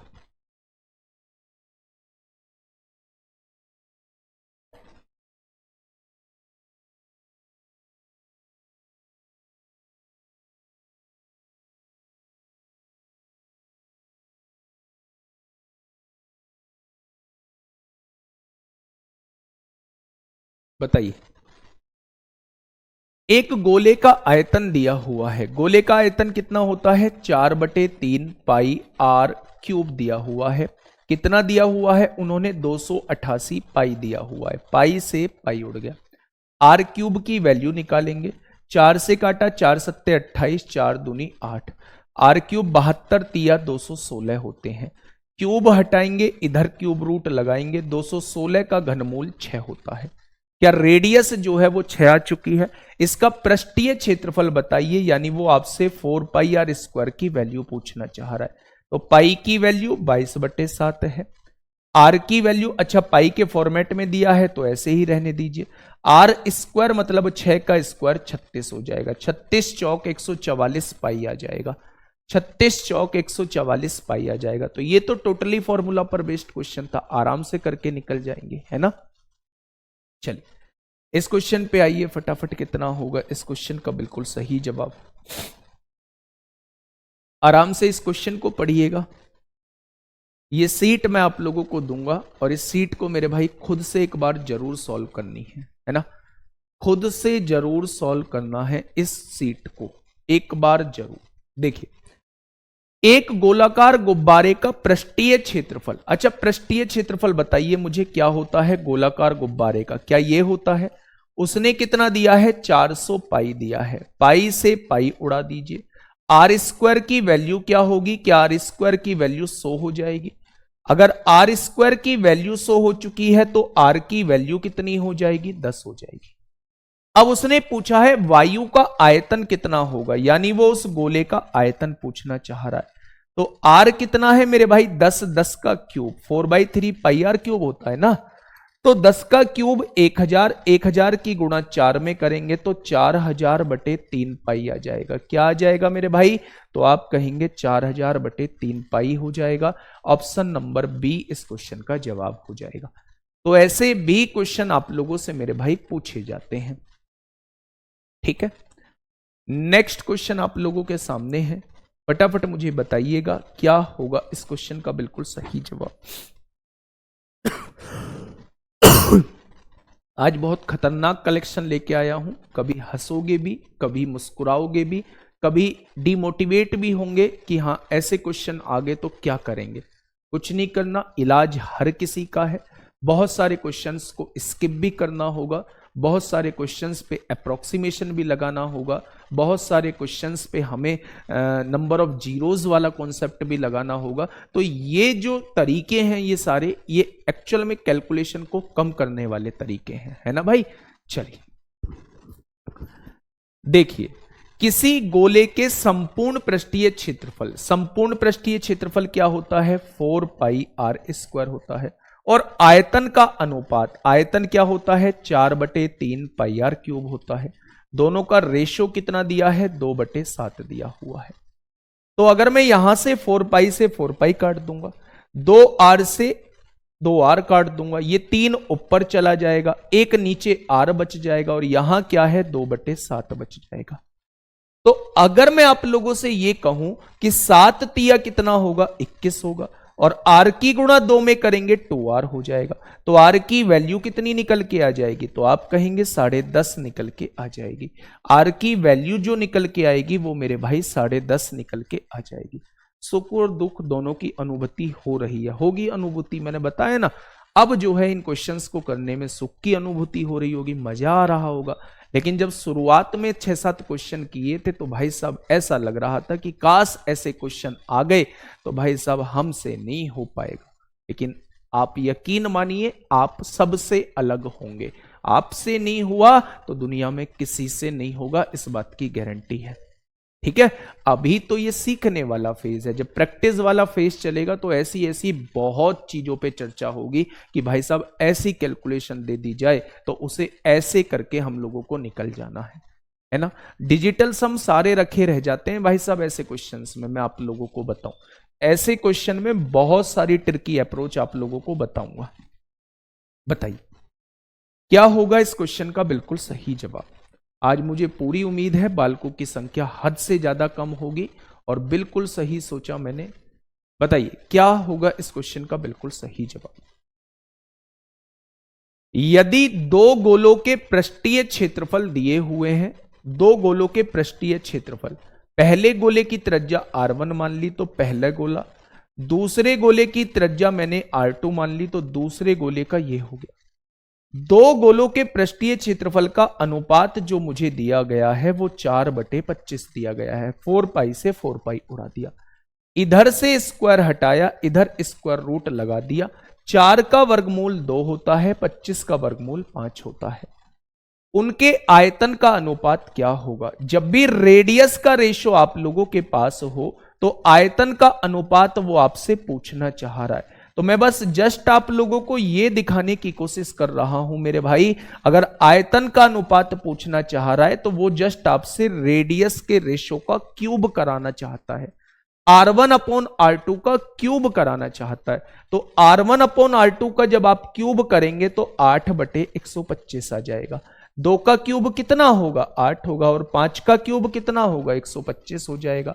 तो जब भी आपको पृष्ठीय क्षेत्रफल का रेशो दिया हुआ हो तो उनका वर्गमूल निकाल देना डायरेक्टली, ये उनके रेडियस का रेशो आ जाएगा। और अगर आयतन का रेशो पूछा है तो रेडियस के रेशो का क्यूब कर दोगे तो डायरेक्टली आयतन का रेशो हो जाएगा। आयतन का रेशो दिया हुआ है, इसका घनमूल निकाल देना, रेडियस का रेशो आ जाएगा, और रेडियस के रेशो का स्क्वायर कर देना मेरे भाई, आपके पास क्षेत्रफल का रेशो आ जाएगा। ठीक है, बात समझ में आई। चलिए 8:30 तक चलेगी मेरे भाई क्लास, है ना। आइए नेक्स्ट क्वेश्चन की तरफ चलते हैं। क्वेश्चन नंबर 14 आप लोगों के सामने है, फटाफट बताइए क्या होगा इस क्वेश्चन का बिल्कुल सही जवाब। क्वेश्चन नंबर 14 आप लोगों के सामने है, जल्दी से मुझे बताइए क्या होगा इस क्वेश्चन का बिल्कुल सही जवाब। क्वेश्चन ने कहा है 10 सेंटीमीटर त्रिज्या वाले ठोस धात्विक गोले को पिघलाकर प्रत्येक 2 सेंटीमीटर त्रिज्या वाले गोले बनाए जाते हैं। ऐसे कितने गोले बनाए जा सकते हैं। फिर से वही बात आ चुकी है, जब भी बड़ी चीज को पिघला के छोटी चीज बनाई जाए तो बड़ी चीज का जो वॉल्यूम होता है उन सभी छोटी चीज के वॉल्यूम के बराबर होता है जो उससे बनी है। उसने कहा है बड़े गोले को पिघलाकर, तो बड़े गोले का जो आयतन होगा, बड़े गोले का जो आयतन होगा, मुझे नहीं पता कितनी छोटी गेंद बनी है, क्या n छोटी गेंदों के आयतन के बराबर होगा। क्या इस बात से सहमत हो। बड़े गोले को पिघलाकर प्रत्येक 2 सेंटीमीटर त्रिज्या वाले गोले बनाए जाते हैं। ऐसे कितने गोले बनेंगे मुझे नहीं पता, जितने भी बनेंगे उन सब का आयतन बड़े गोले के आयतन के बराबर होगा, क्योंकि बने किससे हैं? बड़े गोले से। बने क्या है? n छोटे गोले बने हैं। 4/3 पाई से 4/3 पाई काट दीजिए। बड़े गोले की त्रिज्या 10 का क्यूब यानी 10 को 3 बार लिख दीजिए, और इधर n इंटू छोटे गोले की त्रिज्या 2 को 3 बार लिख दीजिए। 2 गुणा 2 गुणा 2 लिख दीजिए। 2 से काटा 5 बार कटा, 2 से काटा 5 बार कटा, और 2 से काटा 5 बार कटा। तो 5 पंजे 25 पंजे कितना हो जाएगा? 125 इस क्वेश्चन का जवाब हो जाएगा। यानी कि बड़े गोले से कितने छोटे गोले बन रहे होंगे? तो आप कहेंगे उस बड़े गोले से 125 छोटे गोले बन रहे होंगे। तो ये चीज आप लोगों को याद रखनी है कि जब भी बड़ी चीज से छोटी चीज बनाई जाती है, बड़ी चीज से छोटी चीज बनाई जाती है, तो जितनी भी छोटी चीज बन रही होती है उन सबका आयतन जो है वो बड़ी चीज के आयतन के बराबर होता है। ठीक है, आगे बढ़े। चलिए नेक्स्ट क्वेश्चन की तरफ चलते हैं। क्वेश्चन नंबर 15 बताइए। क्वेश्चन नंबर 15 आप लोगों के सामने है।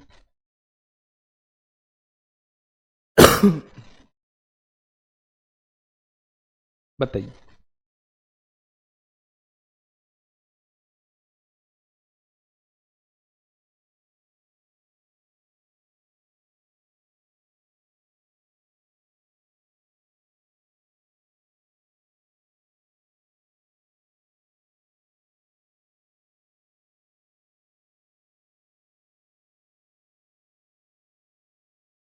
देखिए, 4 मिलीमीटर त्रिज्या वाले 144 मीटर लंबे तार को गोला बनाने के लिए पिघलाया जाता है। पिघलाया किसको गया है? तार को। तार क्या होता है? बेलन होता है। क्या बनाने के लिए? गोला बनाने के लिए। क्या इस बात से आप लोग सहमत हैं? तार को पिघलाया गया है तो तार का जो आयतन होगा क्या बनाने के लिए? गोला बनाने के लिए, क्या गोले के आयतन के बराबर होगा? ठीक है। गोले का पृष्ठीय क्षेत्रफल ज्ञात करें, यह मानते हुए कि पदार्थ का अपव्यय नहीं हुआ है। पाई से पाई उड़ा दीजिए। बेलन की त्रिज्या कितनी है? 4 मिलीमीटर। 4 मिलीमीटर 4 का स्क्वायर 16 होगा। एच कितना है? 144 मीटर लंबा है। इसे मिलीमीटर में बना लीजिए, 1000 की गुणा कर दीजिए। ठीक है भाई, बहुत बढ़िया। ये 3 भाग में है, इधर आके गुणा में होगा, और ये 4 गुणा में है, इधर आके भाग में होगा। ये इस गोले की त्रिज्या निकल के आ जाएगी। ठीक है। अगर मैं यहां से पूछूं 4 चौक 16 हो जाएगा, होगा। अगर यहां से चीजों को पूछा जाए, अब मुझसे पूछ रहा है वो, ये 3 भाग में था, इधर आके गुणा में हुआ है। अब यहां से वो कह रहा है कि इसे सेंटीमीटर में बना लो। ये किस में आया होगा मेरे भाई? ये मिलीमीटर में आया होगा। मिलीमीटर में आएगा मेरे भाई, तो मिलीमीटर में आएगा तो इसे सेंटीमीटर में बाद में ही बना लेंगे। पहले इसका निकाल लेते हैं घनमूल। पहले इसका क्या निकाल लेते हैं? इसका निकाल लेते हैं भाई घनमूल। घन हटेगा, घनमूल लग जाएगा। ठीक है। यहां से देखिए, अब 144, 4 तिया 12 चौक 48 को 8 हासिल लगे 4, 12 चौक 48 और 4 52 को 2 हासिल 5, 12 कम 12 5 17। भाई 4 तिया 12 की गुणा इसमें करेंगे, ये आएगा, और इधर 1000 है ही। इसका हमें क्यूब रूट निकालना है। आप लोग आसानी से निकाल पाएंगे। 1728 का 12 होता है और 1000 का 0 होता है। 120 मिलीमीटर आ जाएगा, और 10 से डिवाइड करेंगे तो ये 12 सेंटीमीटर इसकी रेडियस निकल के आ जाएगी। किसकी? गोले की निकल के आ जाएगी। अब उसने गोले की त्रिज्या नहीं पूछी है, गोले का पृष्ठीय क्षेत्रफल पूछा है। तो 4 पाई आर स्क्वायर, आर का स्क्वायर 144 होगा, और 144 चौक 576 होते हैं। 576 पाई इस क्वेश्चन का बिल्कुल सही जवाब हो जाएगा। 576 पाई इस क्वेश्चन का बिल्कुल सही जवाब हो जाएगा। कुछ नहीं किया मैंने, तार को पिघलाया है, गोला बनाया है, तो तार का जो वॉल्यूम होगा, तार जो होता है वो सिलेंडर के फॉर्म में होता है, स्फीयर के वॉल्यूम के इक्वल होगा।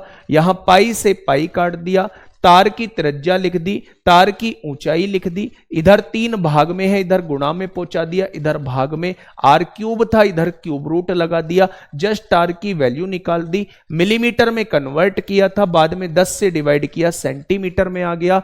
अगर रेडियस आ चुकी है, लेकिन रेडियस पूछी नहीं है, उसने गोले का पृष्ठीय क्षेत्रफल पूछा है जो कि 4 पाई आर स्क्वायर होता है। आर का स्क्वायर मतलब 12 का स्क्वायर 144 होगा, 144 की गुणा 4 पाई में करेंगे तो आंसर 576 पाई आ जाएगा। ठीक है, आगे बढ़े। बहुत बढ़िया, बहुत शानदार। आइए इधर क्वेश्चन नंबर 16, क्वेश्चन नंबर 16 पे आइए फटाफट। क्या कहना चाह रहा है भाई क्वेश्चन आप लोगों से? फटाफट मुझे बताइए क्वेश्चन महोदय क्या कहना चाह रहे हैं आप लोगों से।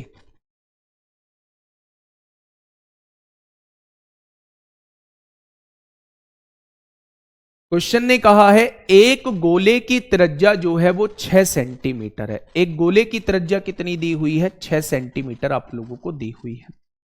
गोले को पिघलाकर एक तार बनाया गया। फिर से इस बार पिघलाया किसको? गोले को। गोले की आयतन कितना? इतना। तार बनाया है, तार का आयतन कितना? इतना। कोई दिक्कत नहीं है, पाई से पाई कट गया मेरे भाई।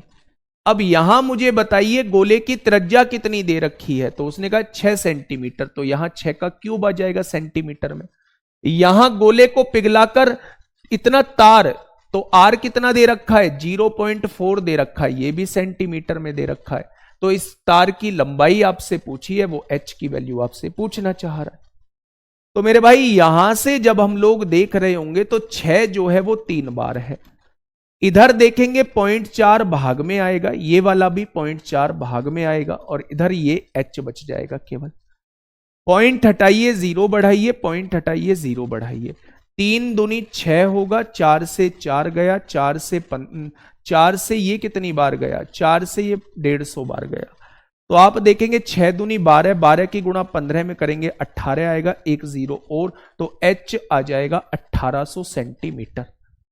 1800 सेंटीमीटर को यहां मीटर में दिया हुआ है, 100 से डिवाइड कर देंगे तो ये मीटर में कन्वर्ट हो जाएगा। सेंटीमीटर में ये इसलिए था क्योंकि ये सारी चीजें सेंटीमीटर में दी हैं, तो ऊंचाई भी 1800 सेंटीमीटर ही आएगी।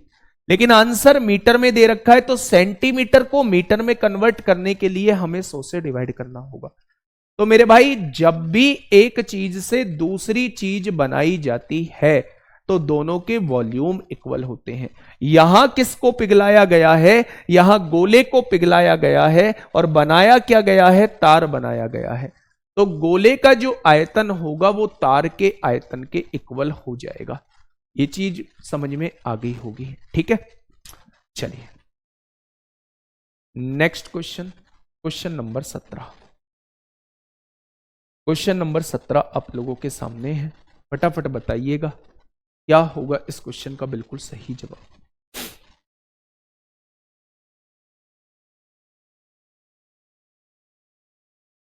फटाफट बताइए क्या होगा इस क्वेश्चन का बिल्कुल सही जवाब। 8:30 तक चलेगी, बता तो दिया 8:30 तक चलेगी क्लास। फटाफट से बताइए क्या होगा इस क्वेश्चन का बिल्कुल सही जवाब। 2 घंटे की क्लास है कम से कम, उससे ऊपर भी बढ़ सकती है। क्वेश्चन ने क्या कहा है? 1 सेंटीमीटर, 1 सेंटीमीटर और 8 सेंटीमीटर त्रिज्या वाले 3 ठोस धात्विक गोलों को पिघलाया गया है। भाई इसको, इसको और इसको पिघलाया गया है। 18 सेंटीमीटर व्यास के एक ठोस गोले में रूपांतरित किया जाता है। तो क्या इन 3 गोलों का जो आयतन होगा, क्या वो इस बड़े गोले के आयतन के बराबर होगा? तो 4/3 पाई तो सब में आएगा भाई, ये तो बाहरी कॉमन ले लो। आर क्यूब, पहले गोले की त्रिज्या 1 है तो 1 का क्यूब 1 ही होगा। दूसरे गोले की त्रिज्या x है तो इसका क्यूब x क्यूब होगा। तीसरे गोले की त्रिज्या 8 है तो 8 का क्यूब 512 हो जाएगा। ये किसके बराबर होगा? ये बड़े गोले के आयतन के बराबर होगा। बड़े गोले की त्रिज्या 18 सेंटीमीटर व्यास है तो रेडियस 9 हो जाएगी। क्या 9 के क्यूब के बराबर हो जाएगा? इन 3 छोटे गोलों को पिघलाकर एक 18 सेंटीमीटर व्यास का एक बड़ा गोला बनाया जाता है। तो इन 3 छोटे गोलों का जो आयतन होगा, 4/3 पाई तो कॉमन ले देंगे क्योंकि तीनों ही गोले हैं, तो पहले की त्रिज्या 1 है तो पहले का क्यूब हो जाएगा, दूसरे की त्रिज्या x है तो दूसरे का x क्यूब हो जाएगा, और तीसरे का क्यूब 8 का क्यूब 512, 4/3 पाई r क्यूब, 4/3 पाई r क्यूब, 4/3 पाई r क्यूब। ये बड़ा गोला बन रहा है तो ये 4/3 पाई, और बड़े गोले की जो रेडियस हो जाएगी वो 18 सेंटीमीटर अगर व्यास है तो रेडियस व्यास की आधी होती है, वो 9 हो जाएगी, 9 का क्यूब हो जाएगा। ठीक है भाई, बहुत शानदार। आगे बढ़ते हैं, 4/3 पाई से 4/3 पाई उड़ा दो, यहां से 512, 512 और एक 513, 9 का क्यूब 729 होता है। 512 और एक 513 प्लस है, इधर आके माइनस, 9 में से 3 गया 6, 2 में से एक 216, क्यूब हटेगा, इधर क्यूब रूट लग जाएगा, क्या x की वैल्यू जो है वो 6 आ जाएगी। ये बात क्लियर है। उसने कहा है x सेंटीमीटर त्रिज्या वाले का गोले का पृष्ठीय क्षेत्रफल क्या होगा। पृष्ठीय क्षेत्रफल होता है 4 पाई आर स्क्वायर। तो r की वैल्यू कितनी है, 6 है, 6 का स्क्वायर 36, 36 चौक 144 पाई। इसका पृष्ठीय क्षेत्रफल कितना हो जाएगा मेरे भाई, 4 पाई आर स्क्वायर, और x वाले की त्रिज्या कितनी निकल के आई है, 6 निकल के आई है, 6 का स्क्वायर 36 होगा, 36 चौक 144 पाई इस क्वेश्चन का जवाब हो जाएगा। तो यहां भी वही सेम कॉन्सेप्ट हम लोगों का लगा है कि जब 3 गोलों को पिघलाया गया है, एक बड़ा गोला बनाया गया है, तो उन 3 गोलों के आयतनों का योग जो होगा वो बड़े गोले के आयतन के बराबर होगा। ठीक है, चलिए नेक्स्ट क्वेश्चन बताइए फटाफट। थोड़ा सा कैलकुलेशन भरा क्वेश्चन आप लोगों के सामने ये रहा मेरे भाई, थोड़ा सा कैलकुलेशन भरा क्वेश्चन आप लोगों के सामने ये रहा।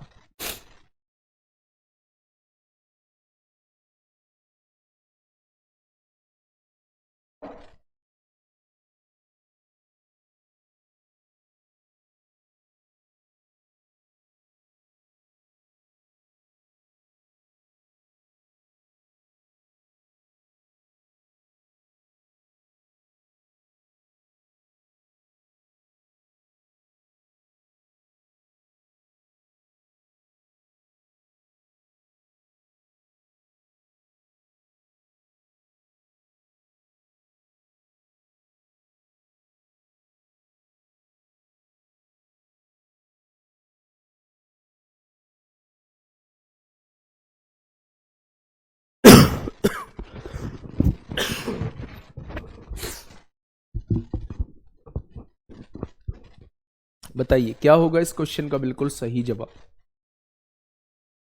एक 3 सेंटीमीटर व्यास की शीशे की गोलाकार गेंद को पिघलाकर 3 गोलाकार गेंदें बनाई जाती हैं।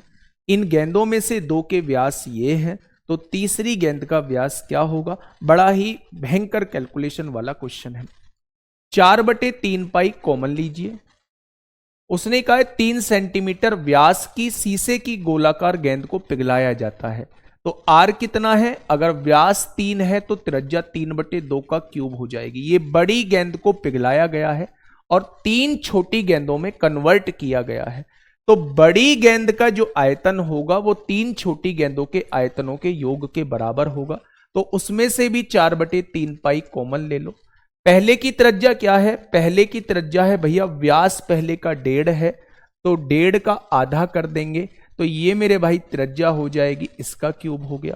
दूसरे की त्रिज्या 2, व्यास 2 है तो दूसरे की त्रिज्या 1 का क्यूब हो जाएगा, और तीसरे की त्रिज्या हमने x मान ली तो तीसरे का x का क्यूब हो जाएगा। ध्यान से सुनो, एक बड़ी गेंद को पिघलाया गया है, तो जिसको पिघलाया गया है उसका आयतन 3 छोटी गेंदों में कन्वर्ट किया गया है, तीनों छोटी गेंदों के आयतनों के योग के बराबर होगा।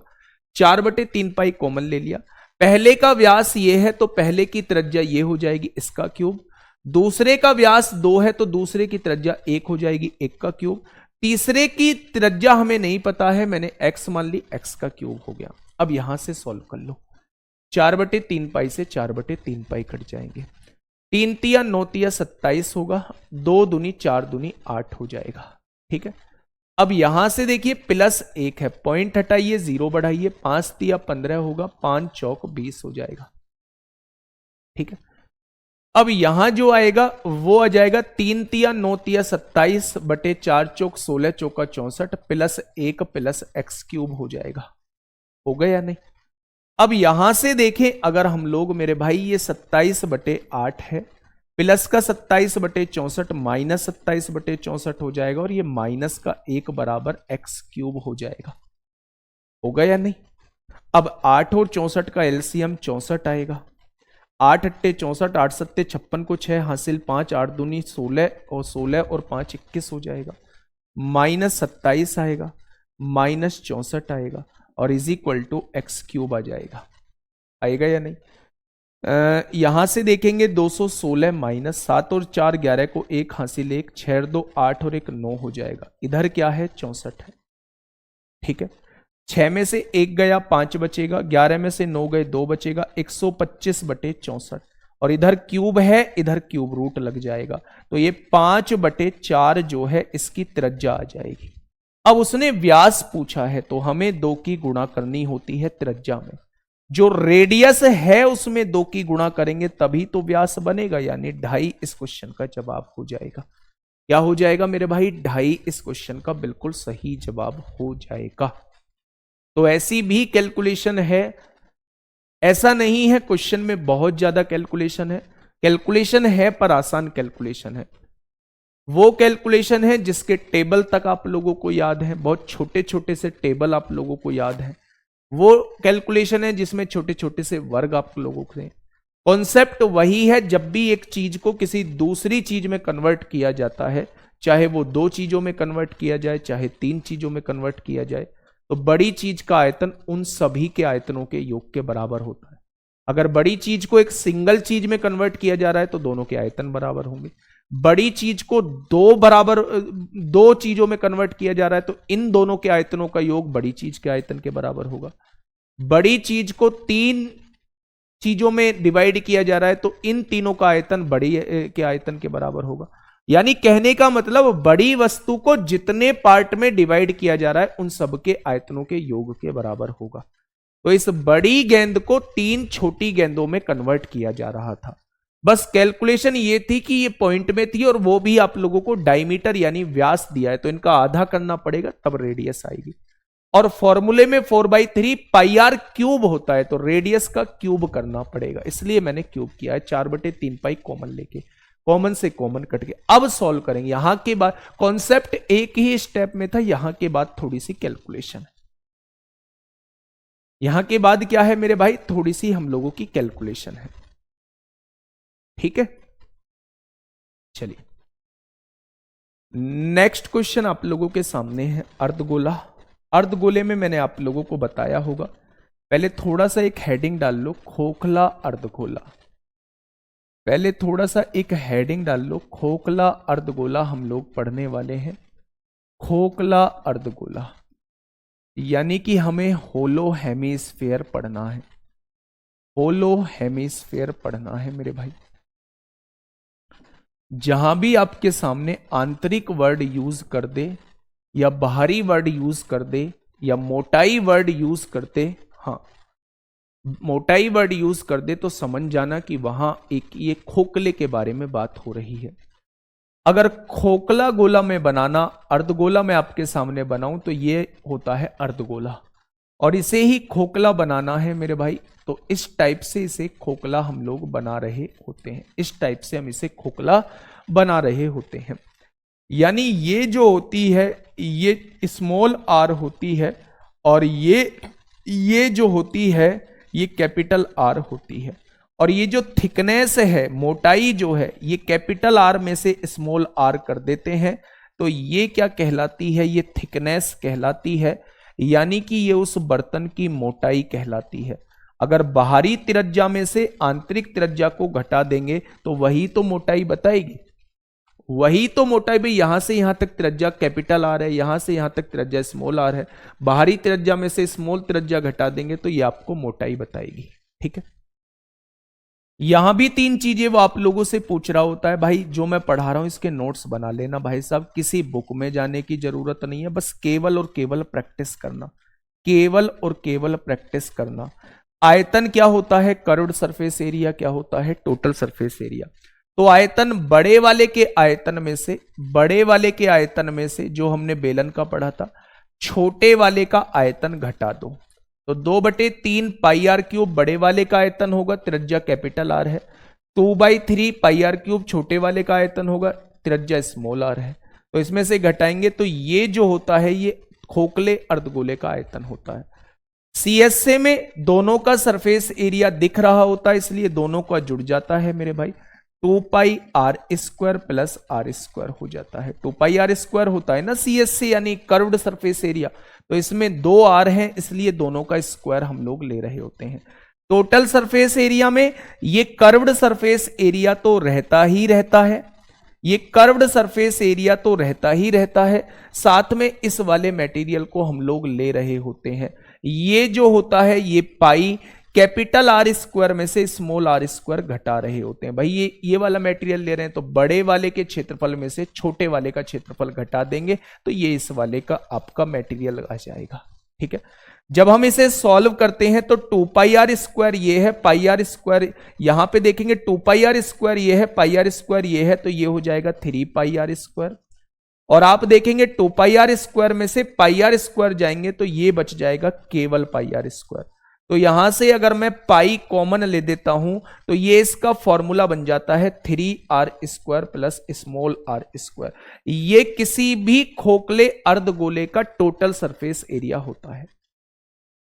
3 चीज मैंने आप लोगों को बताई, लिख लीजिएगा। सीएसए क्या होता है, वक्र पृष्ठीय क्षेत्रफल, खोखले गोले का वक्र पृष्ठीय क्षेत्रफल या फिर पार्श्व पृष्ठीय क्षेत्रफल जिसे कहते हैं। टीएसए क्या होता है, ये संपूर्ण पृष्ठीय क्षेत्रफल होता है। क्या होता है मेरे भाई, तो आप कहेंगे ये संपूर्ण पृष्ठीय क्षेत्रफल आप लोगों का होता है, संपूर्ण पृष्ठीय क्षेत्रफल आप लोगों का होता है।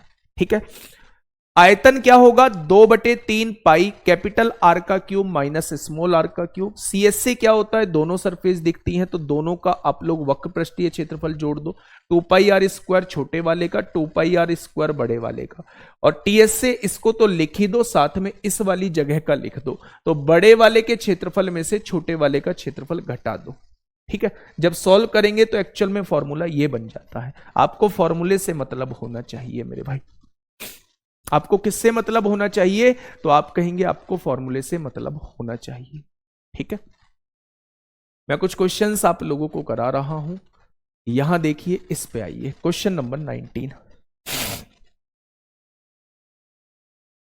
बताइए। क्वेश्चन नंबर 19 आप लोगों के सामने है, क्या कहना चाह रहा है भाई क्वेश्चन। अब 2-2 घंटे की क्लास ही चलेगी आपकी, 3-4 दिन है ना। आज बृहस्पतिवार है, कल भी 2 घंटे की क्लास है, परसों भी 2 घंटे की क्लास है, और संडे में भी आपकी 2 घंटे की ही क्लास है। संडे में देखूंगा होगी या नहीं होगी। ठीक है, जल्दी से हम लोग अब कोर्स खत्म कर रहे होंगे, बढ़िया से पढ़ के कोर्स खत्म करेंगे। ठीक है, आधा घंटे की और क्लास है, टेंशन मत लेना। यदि एक अर्धगोलाकार कटोरे के शीर्ष की परिधि जो है वो 44 मीटर है, एक अर्धगोलाकार कटोरा है, इसके शीर्ष की परिधि, ये शीर्ष है, शीर्ष में तो वृत्त होता है, इसकी परिधि क्या होगी, तो 2πr हो जाएगी। वो कितनी दी है, 44 दी है, तो r की वैल्यू कितनी हो जाएगी, 44/2 पाई। पाई की वैल्यू 22/7 होती है, पाई की वैल्यू 22/7 होती है, तो r की वैल्यू क्या हो जाएगी, 7 हो जाएगी। ठीक है, उस कटोरे के शीर्ष की त्रिज्या ज्ञात कीजिए, 7 millimetre is the correct answer. कोई दिक्कत ही नहीं है भाई साहब, मतलब सोचना है। अगर उसने शीर्ष की परिधि कहा है तो शीर्ष में वृत्त जुड़ा होता है और वृत्त की परिधि दी हुई है, यानी 2πr की वैल्यू दी हुई। ठीक है, नेक्स्ट क्वेश्चन बताइए।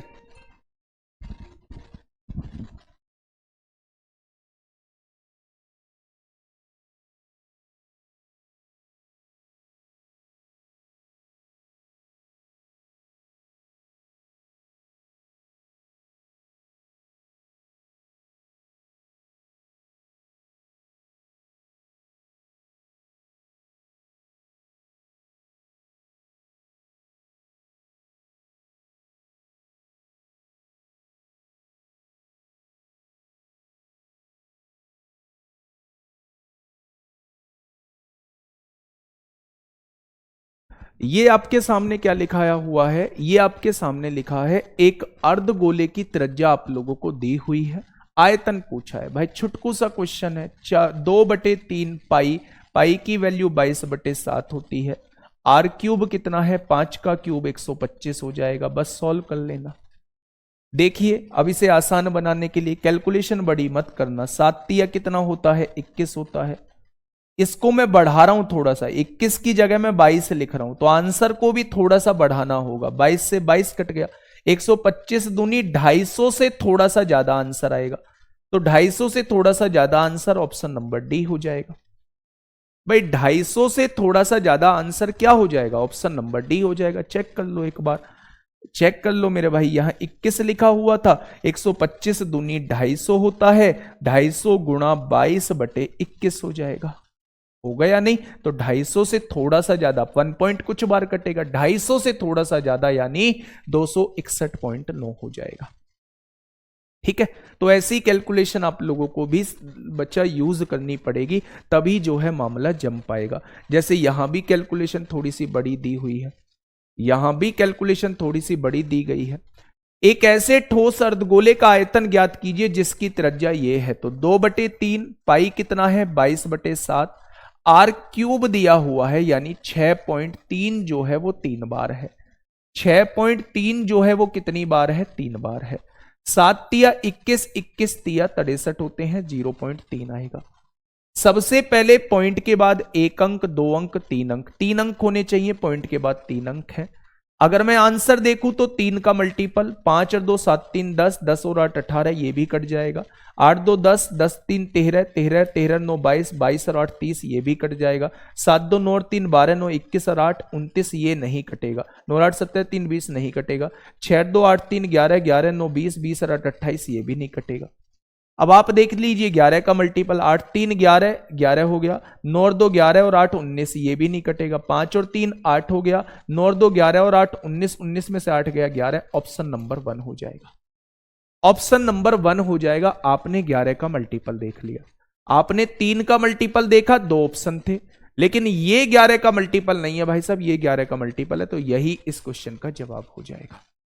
ठीक है, चलिए आप इसमें यूनिट डिजिट से नहीं जा सकते क्योंकि दोनों में यूनिट डिजिट जो है वो सेम है। आप इसमें डिविजिबिलिटी रूल से ही जाएंगे। देखिए अप्रोक्सीमेशन से क्वेश्चन पूछा गया है, अप्रोक्सीमेशन से क्वेश्चन पूछा गया है, यहां आप जरूर कंफ्यूज होंगे क्योंकि आपको यूनिट का कन्वर्जन आता ही नहीं है। आप यहां जो है वो जरूर कंफ्यूज होंगे क्योंकि यूनिट का कन्वर्जन जो है वो आप लोगों को मेरे भाई आता ही नहीं है। सुनिएगा ध्यान से, 9 सेंटीमीटर व्यास वाले किसी अर्धगोलाकार कटोरे में अधिकतम लगभग कितने लीटर दूध आ सकता है। आप सबसे पहले यह समझिए कि 1 सेंटीमीटर क्यूब की वैल्यू जो होती है वो 1 ml होती है और 1 मिलीलीटर क्यूब की वैल्यू जो होती है वो 1000 लीटर होती है, 1000 लीटर होती है। यह चीज आप लोगों को समझनी होगी, 1000 लीटर होती है। अब उसने हमसे पूछा है कितने लीटर दूध आ सकता है, तो हमें आयतन पता होना चाहिए। 2/3 पाई, पाई की वैल्यू 22/7 है। आर की वैल्यू क्या हो जाएगी, अगर रेडियस डायमीटर 9 है तो रेडियस 9/2 हो जाएगा, इसका क्यूब 2/3 पाई आर क्यूब हो जाएगा। ये सेंटीमीटर में था तो यहां सेंटीमीटर क्यूब आएगा और सेंटीमीटर क्यूब में 1 ml होता है, तो यह आंसर इतना ही ml में आएगा। लेकिन आंसर हमसे किस में चाहता है, लीटर में चाहता है, तो ml को लीटर बनाने के लिए हमें 1000 से डिवाइड करना होगा। ml को लीटर बना, देखो मैंने लिखा है 1 सेंटीमीटर क्यूब की वैल्यू 1 ml होती है, तो यहां सेंटीमीटर क्यूब में आंसर आएगा क्योंकि वॉल्यूम है। तो 1 सेंटीमीटर क्यूब की जगह मैं मीटर क्यूब लिख सकता हूं, ml क्यूब लिख सकता हूं मेरे भाई। ये बात समझ में आ गई क्या। अब देखिए मेरी बात को थोड़ा सा ध्यान से समझ, अब इसे एक बार आप सॉल्व कर लो। कैसे करेंगे, आपने कहा जी यहां 2/3 है, यहां 22/7 है, 9 नाम 81 निम्मा 729 होगा और यहां 2 दूनी 4 दूनी 8 हो जाएगा। प्रिस्टम कराया है, प्रिज्म पिरामिड नहीं कराया है मेरे भाई। 2 से काटेंगे 4 बार कट जाएगा, 2 से काटेंगे 11 बार कटेगा, 2 दूनी 4 हो जाएगा।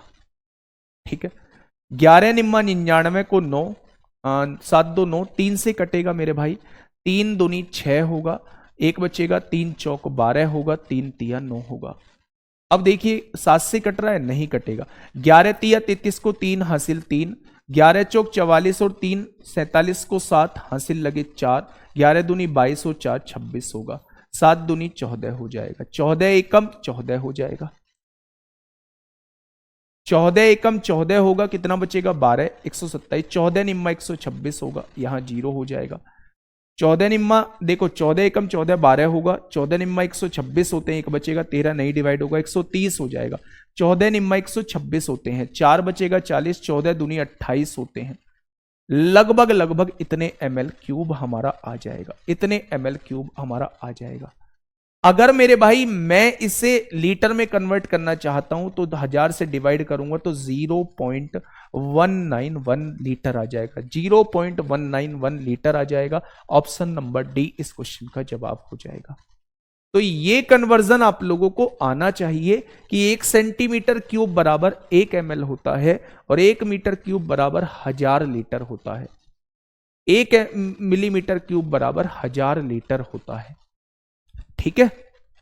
और 1 लीटर में 1000 ml होते हैं, ये बात भी आपको पता होनी चाहिए, 1 लीटर में 1000 ml होते हैं, ठीक है दोस्त। चलिए बहुत शानदार, तो इसका जवाब क्या हो जाएगा, ऑप्शन नंबर डी इस क्वेश्चन का साथी मेरे बिल्कुल सही जवाब जो है वो हो जाएगा। आगे बढ़े, चलिए कुल मिला के आयतन निकालना था, बहुत आराम से हम लोगों ने आयतन निकाल लिया है। नेक्स्ट क्वेश्चन की तरफ हम लोग चलते हैं, बहुत छुटकू सा क्वेश्चन, देखते हैं कि आप बना पाओगे या नहीं बना पाओगे।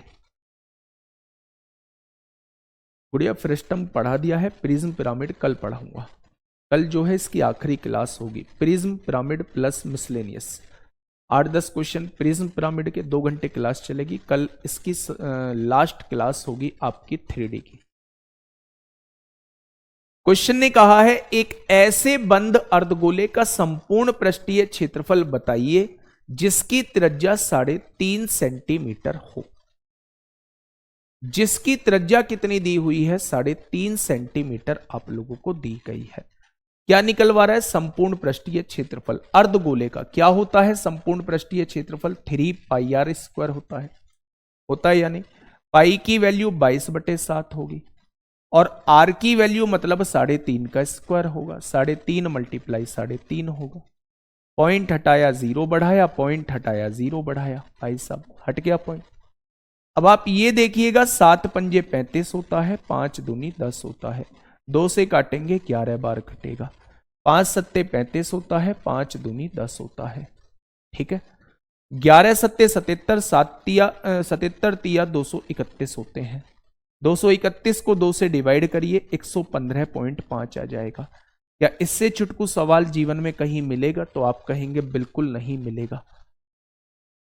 भाई संपूर्ण पृष्ठीय क्षेत्रफल होता क्या है अर्धगोले का, 3πr² होता है। कितना होता है, 3πr² होता है। 3πr² का मतलब होता है, आप फॉर्मूले में वैल्यू पुट करिए, आंसर जो है 115.5 आ जाएगा।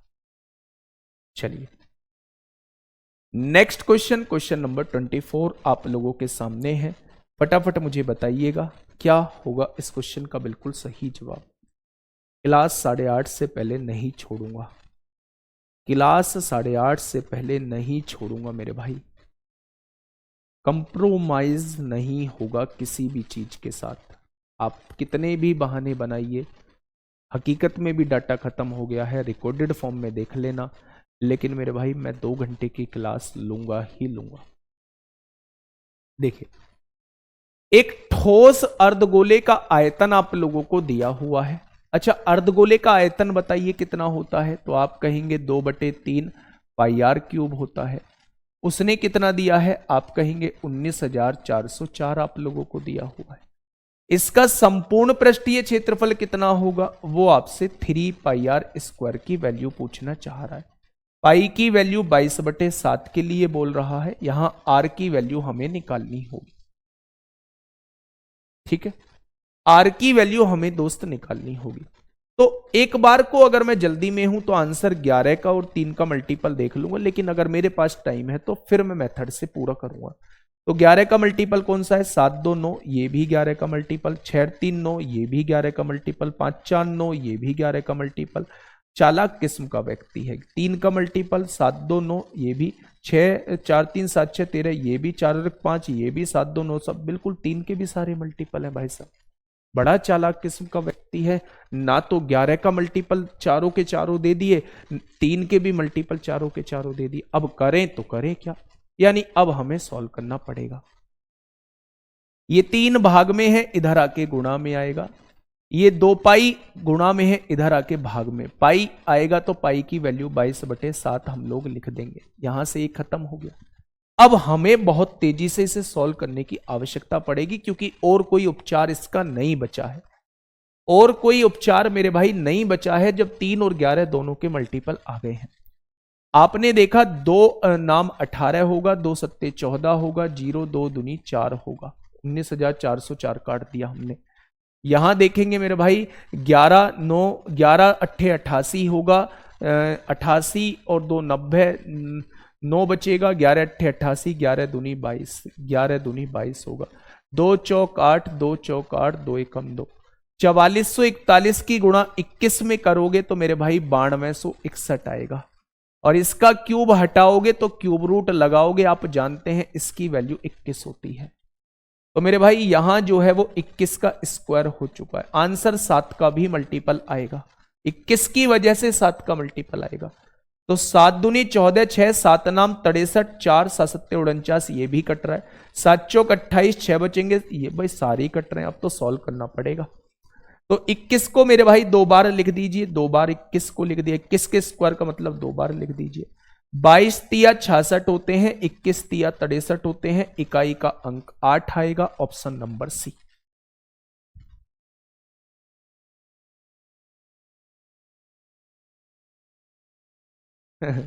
एक भाई नाराज हो रहा है, संजीव सिंह। सर जी इतना ज्यादा पढ़ाने की क्या जरूरत है? 1 या 2 दिन ज्यादा हो जाएगा। बिल्कुल ज्यादा हो जाएगा। बिल्कुल सहमत हूं मैं आप लोगों की बात से। हर चैनल पर ऐसा होता है दोस्त, इस चैनल पर ऐसा नहीं होगा। कल मेरी क्लास नहीं हुई थी, इसलिए आज मैं 2 घंटे की क्लास ले रहा हूं। मैंने बिल्कुल ऐसा नहीं है कि मैं रात के 12 बजे तक आपकी क्लास लूंगा। मैंने तो कहा है जहां 10 दिन में कोर्स खत्म होगा वहां 15 दिन में हो जाएगा। अगर आप ये कहते हो जी छोड़ दो तो मैं छोड़ दूंगा, कोई दिक्कत नहीं। 15-20 मिनट की क्लास है मेरे भाई, पढ़ लो। इतना मतलब मजा आ रहा है थोड़ा सा पढ़ने में। आप कोशिश करो पढ़ने की, है ना, मजा आएगा। पर ऐसे मत बोलो यार छोड़ देंगे, इतनी बड़ी बात थोड़ी ना है। तो आसान सी कैलकुलेशन थी मेरे दोस्त, सॉल्व कर लोगे। डायरेक्टली वैल्यूज आप लोगों को दी हुई है। Question number 25। बस आप ये पहचान करके बता दो कि इसमें आप क्या चीज लगाओगे। इस क्वेश्चन को देख के आप कैसा समझोगे, कैसा महसूस करोगे। क्वेश्चन ने ये कहा है एक अर्धगोले की त्रिज्या जो है वो 14 सेंटीमीटर है। अर्धगोले की त्रिज्या दे रखी है 14। 45 रुपए प्रति सेंटीमीटर स्क्वायर की दर से अर्धगोले के बाहरी वक्र पृष्ठ को क्षेत्रफल को रंगने की लागत कितनी आएगी? बाहरी वक्र पृष्ठ क्षेत्रफल को रंगने की लागत क्या आएगी? तो आप लोग जानते हैं कि अगर वक्र पृष्ठ को रंगना है तो पहले मुझे वक्र पृष्ठ को निकालना होगा, कितना वक्र पृष्ठ है। तो पाई की वैल्यू 22/7 होगी। अगर मैं रेडियस पूछूं तो ये 14 है, 14 का स्क्वायर। क्या इतना एरिया मुझे रंगना पड़ेगा?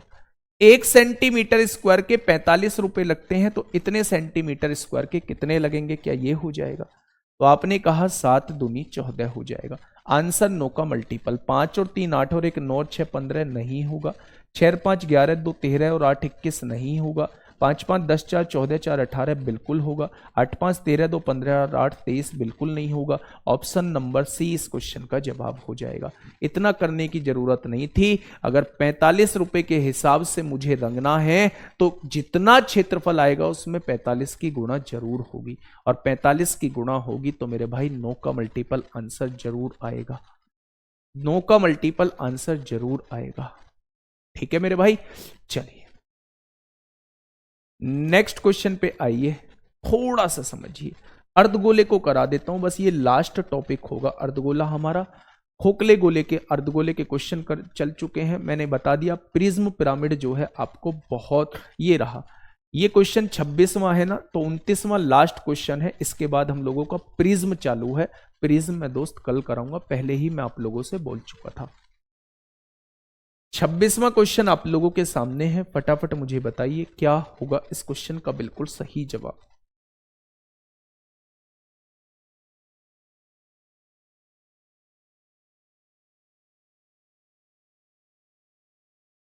क्वेश्चन ने कहा है एक गोलाकार कोष का आयतन क्या है जिसकी आंतरिक और बाहरी त्रिज्या, जब ये वर्ड यूज कर दिया तो समझ जाना ये खोखला है भाई। दो त्रिज्या का जिक्र जो होता है वो होलो में होता है, हमेशा खोखले में होता है।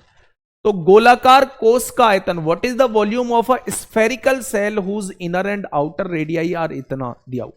तो पूरा स्फेरिकल है, अर्धगोला, अर्धगोला नहीं है गोलाकार है, तो उसका आयतन कितना होता है 4/3 पाई कैपिटल आर का क्यूब माइनस स्मॉल आर का क्यूब। अर्धगोला नहीं बोला है, पूरा गोलाकार बोला है मेरे भाई। तो यहां से देखेंगे 4/3 पाई के फॉर्मेट में दिया है। बड़ी त्रिज्या कितनी है, 3 का क्यूब 27 होगा, 2 का क्यूब 8 होगा। 27 में से 8 जाएंगे 19, 19 चौक 76 पाई/3 आ जाएगा। एक छुटकू सा सवाल, लेकिन जब फॉर्मूला याद नहीं होता है तो यही सिरदर्द बन जाता है। 76 पाई/3 इस क्वेश्चन का जवाब आ जाएगा। पहचान कैसे होगी, जब दो त्रिज्या आंतरिक और बाहरी, मतलब दो त्रिज्याओं का जिक्र किया गया है तो वो खोखले के बारे में जिक्र किया गया होगा। यहां उसने क्लियरली बोल दिया है कि मैं खोखले की बात कर रहा हूं। यहां उसने क्लियरली बोल दिया है कि मैं खोखले की बात कर रहा हूं मेरे भाई। Question number 27। अब डेली का बना के आना घर से रूटीन। डेली की क्लास 6:30 बजे से 8:30 बजे तक होगी, 6:30 बजे से 8:30 बजे तक होगी। 2 घंटे की डेली क्लास लूंगा।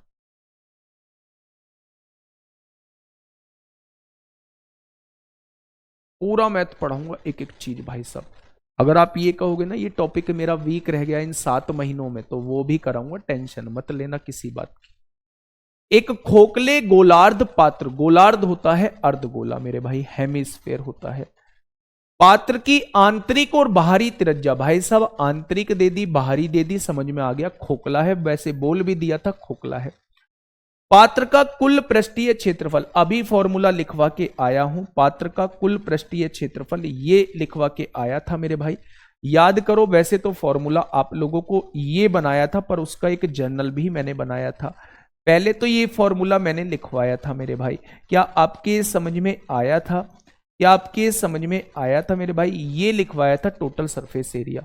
लेकिन जब इसे सॉल्व करके लिखा था मैंने, तो मैंने पाई को कॉमन लिखा था, यहां लिखा था 3r² प्लस का स्मॉल r²। ये मैंने भाई इसका टोटल सरफेस एरिया का फॉर्मूला लिखा था, याद रख लेना, बस वैल्यू पुट कर दो। पाई को ऐसे का ऐसे ही रहने दो।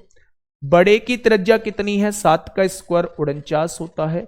छोटे की त्रिज्या 6 का स्क्वायर 36 होता है। यहां देखेंगे पाई 49 तिया 9 तिया 27 को 7 हासिल 2, 4 तिया 12 2 14, इसमें 36 जोड़ दीजिए, 7 6 13 को 3 हासिल 1, 183 पाई इस क्वेश्चन का जवाब हो जाएगा। 183 पाई इस क्वेश्चन का जवाब हो जाएगा मेरे भाई। 49 तिया 9 तिया 27 को 7 हासिल 2, 183 पाई इस क्वेश्चन का जवाब हो जाएगा। देखो ना, यही तो लिखवाया पाई 3r² प्लस r²। कहां है भाई मेरा ये खोखला अर्धगोले का जिक्र? पाई 3r² plus r² total surface area, बस वही हम लोगों को लगाना था मेरे भाई। याद है तो फिर तो कोई दिक्कत का विषय ही नहीं है, लेकिन याद नहीं है तो भाई सब उलझ जाओगे। ठीक है, नेक्स्ट क्वेश्चन, क्वेश्चन नंबर 28 की तरफ चलते हैं मेरे भाई। फटाफट बताइएगा क्या होगा इस क्वेश्चन का बिल्कुल सही जवाब।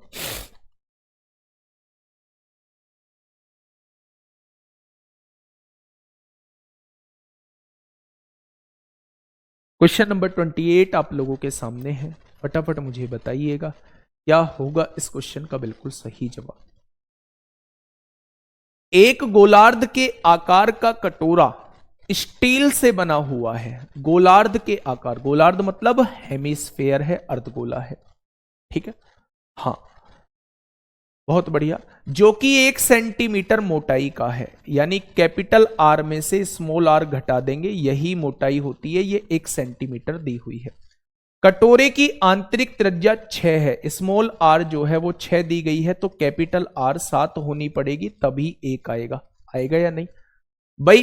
थिकनेस क्या होती थी, मोटाई क्या होती थी? बड़ी त्रिज्या में से छोटी त्रिज्या को घटा देंगे तो मोटाई आ जाएगी, वो 1 दी है।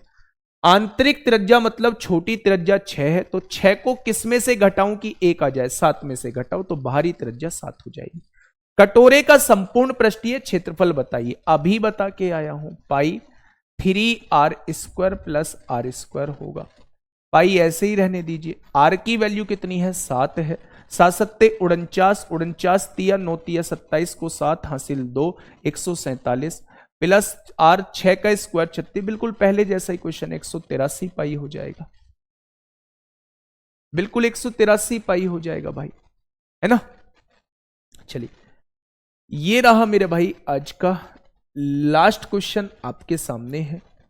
लास्ट क्वेश्चन आप लोगों के सामने है, लेकिन मेरे भाई मैं इसे बता के जाऊंगा। घर के लिए जो दूंगा वो आज प्रिज्म का क्वेश्चन आप लोगों को दूंगा। प्रिज्म आपके सिलेबस में है नहीं, लेकिन फिर भी पढ़ा के जाऊंगा आप लोगों को, है ना। किसी भी चीज को मैंने छोड़ा नहीं है, बहुत शानदार तरीके से प्रिज्म पिरामिड पढ़ाऊंगा। आधे घंटे का 45 मिनट का टॉपिक है, और 45 मिनट के बाद जो हम लोगों का 1.25 घंटा होगा वो हमारा मिक्स क्वेश्चन का होगा। कल 6:30 बजे से 8:30 बजे तक आप लोगों की क्लास होगी, ठीक है। क्वेश्चन ने कहा है मेरे भाई, एक खोखले अर्धगोलीय बर्तन का आंतरिक व्यास 24 सेंटीमीटर है, तो आंतरिक त्रिज्या कितनी हो जाएगी? 24 की आधी, व्यास की आधी ही त्रिज्या होती है, 12 सेंटीमीटर हो जाएगी।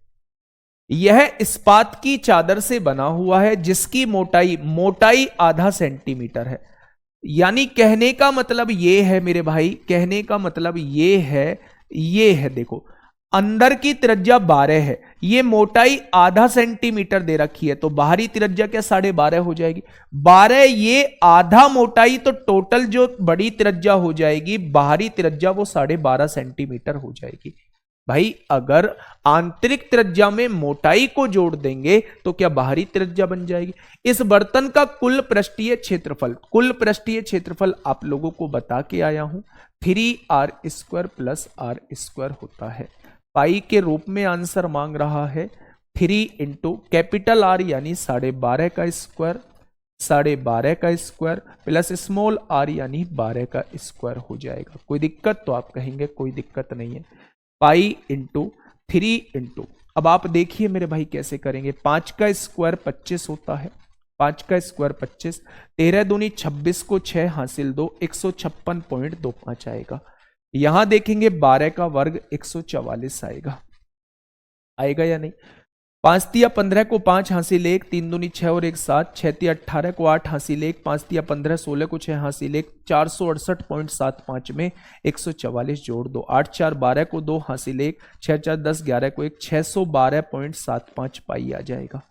612.75 पाई आ जाएगा। Option number A, option number A. यहां से आप लोगों का प्रिज्म स्टार्ट होता है मेरे भाई। अब जो हमारा बचा हुआ है, कल मेंसुरेशन की आखिरी क्लास होगी। कल मैं आप लोगों को यूपीएसआई में जो क्वेश्चंस पूछे गए हैं, देखो मैं आप लोगों को दिखा दूं, ऐसा नहीं है कि यूपीएसआई के क्वेश्चन में लाया नहीं हो। वृद्धि और कमी, देखो यहां से यूपीएसआई के क्वेश्चंस आप लोगों के लिए लाया, और आप सच बताऊं, आप चुटकियों में क्वेश्चंस को सॉल्व करते चले जाएंगे। एक भी क्वेश्चन में जो है वो आप कॉन्सेप्ट नहीं लगाएंगे। यूपीएसआई प्रीवियस ईयर के क्वेश्चन, ये देखिए बच्चे, यहां से सारे यूपीएसआई के प्रीवियस ईयर के क्वेश्चन है। बहुत छुटके छुटके क्वेश्चन, किसी में डिविजिबिलिटी रूल लग रहा है, किसी में कुछ लग रहा है, ये सारे क्वेश्चंस को घुमा दूंगा। कल थोड़ी सी क्लास की लेंथ बढ़ सकती है, तैयार होके पहले से ही आना मेरे भाई। सारा कुछ करा दिया है तो इन क्वेश्चंस को करने में टाइम नहीं लगेगा। जो भी टाइम लगेगा वो प्रिज्म और पिरामिड के क्वेश्चन करने में लगेगा। तो केवल हम लोग जो है वो प्रिज्म और पिरामिड के क्वेश्चन में टाइम देंगे, इससे अलग जो है हम किसी में टाइम जो है वो नहीं देंगे मेरे भाई, ठीक है। तो आप पूरा का पूरा तैयार होके आना और घर से फॉर्मूले रट के आना, ठीक है। आज आपका टास्क, घर के लिए कोई क्वेश्चन नहीं है।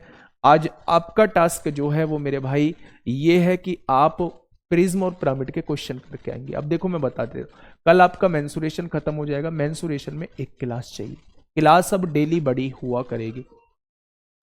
क्लास अब डेली बड़ी हुआ करेगी। फिर इसके बाद जस्ट बाद हम लोग एवरेज स्टार्ट करेंगे, और एवरेज में दोस्त हम लोग 3 से 4 दिन की क्लास लेंगे, बड़ी बड़ी 2-2 घंटे की क्लास। और इसके बाद सिंप्लीफिकेशन की मैं क्लास ले रहा हूँगा, जिसमें हम लोग घातांक करनी, वर्ग, वर्गमूल, घन, घनमूल, ये सारे, इसमें भी बड़ी बड़ी क्लास 3 से 4 क्लास ले रहा हूँ। सारा कोर्स खत्म हो जाएगा। Permutation combination, permutation combination, permutation combination, permutation and combination मेरे भाई, probability, probability, sets theory, sets theory, और कोऑर्डिनेट ज्योमेट्री, और क्वाड्रेटिक इक्वेशन, क्वाड्रेटिक इक्वेशन मेरे भाई, क्वाड्रेटिक इक्वेशन, स्टैटिस्टिक्स, ये सारे जो कराऊंगा ये नोटिफिकेशन के टाइम पर कराऊंगा। ठीक है, यहां कल हम इसको खत्म कर लेंगे पूरी तरीके से। ठीक है भाई, चलिए आज के लिए इतना ही। मिलते हैं कल प्रिज्म और पिरामिड के साथ। कल तैयार होके आइएगा पूरा। मैं बता रहा हूं अगले 8-9 दिन 10 दिन जो है वो डेली आपकी 2-2.5 घंटे की क्लास चलेगी। कल थोड़ी सी क्लास की लेंथ बड़ी भी हो सकती है। जब तक मेंसुरेशन को हम लोग पूरा खत्म नहीं करेंगे तब तक क्लास हम लोग दोस्त नहीं छोड़ेंगे। ठीक है, ओके, टाटा, बाय बाय।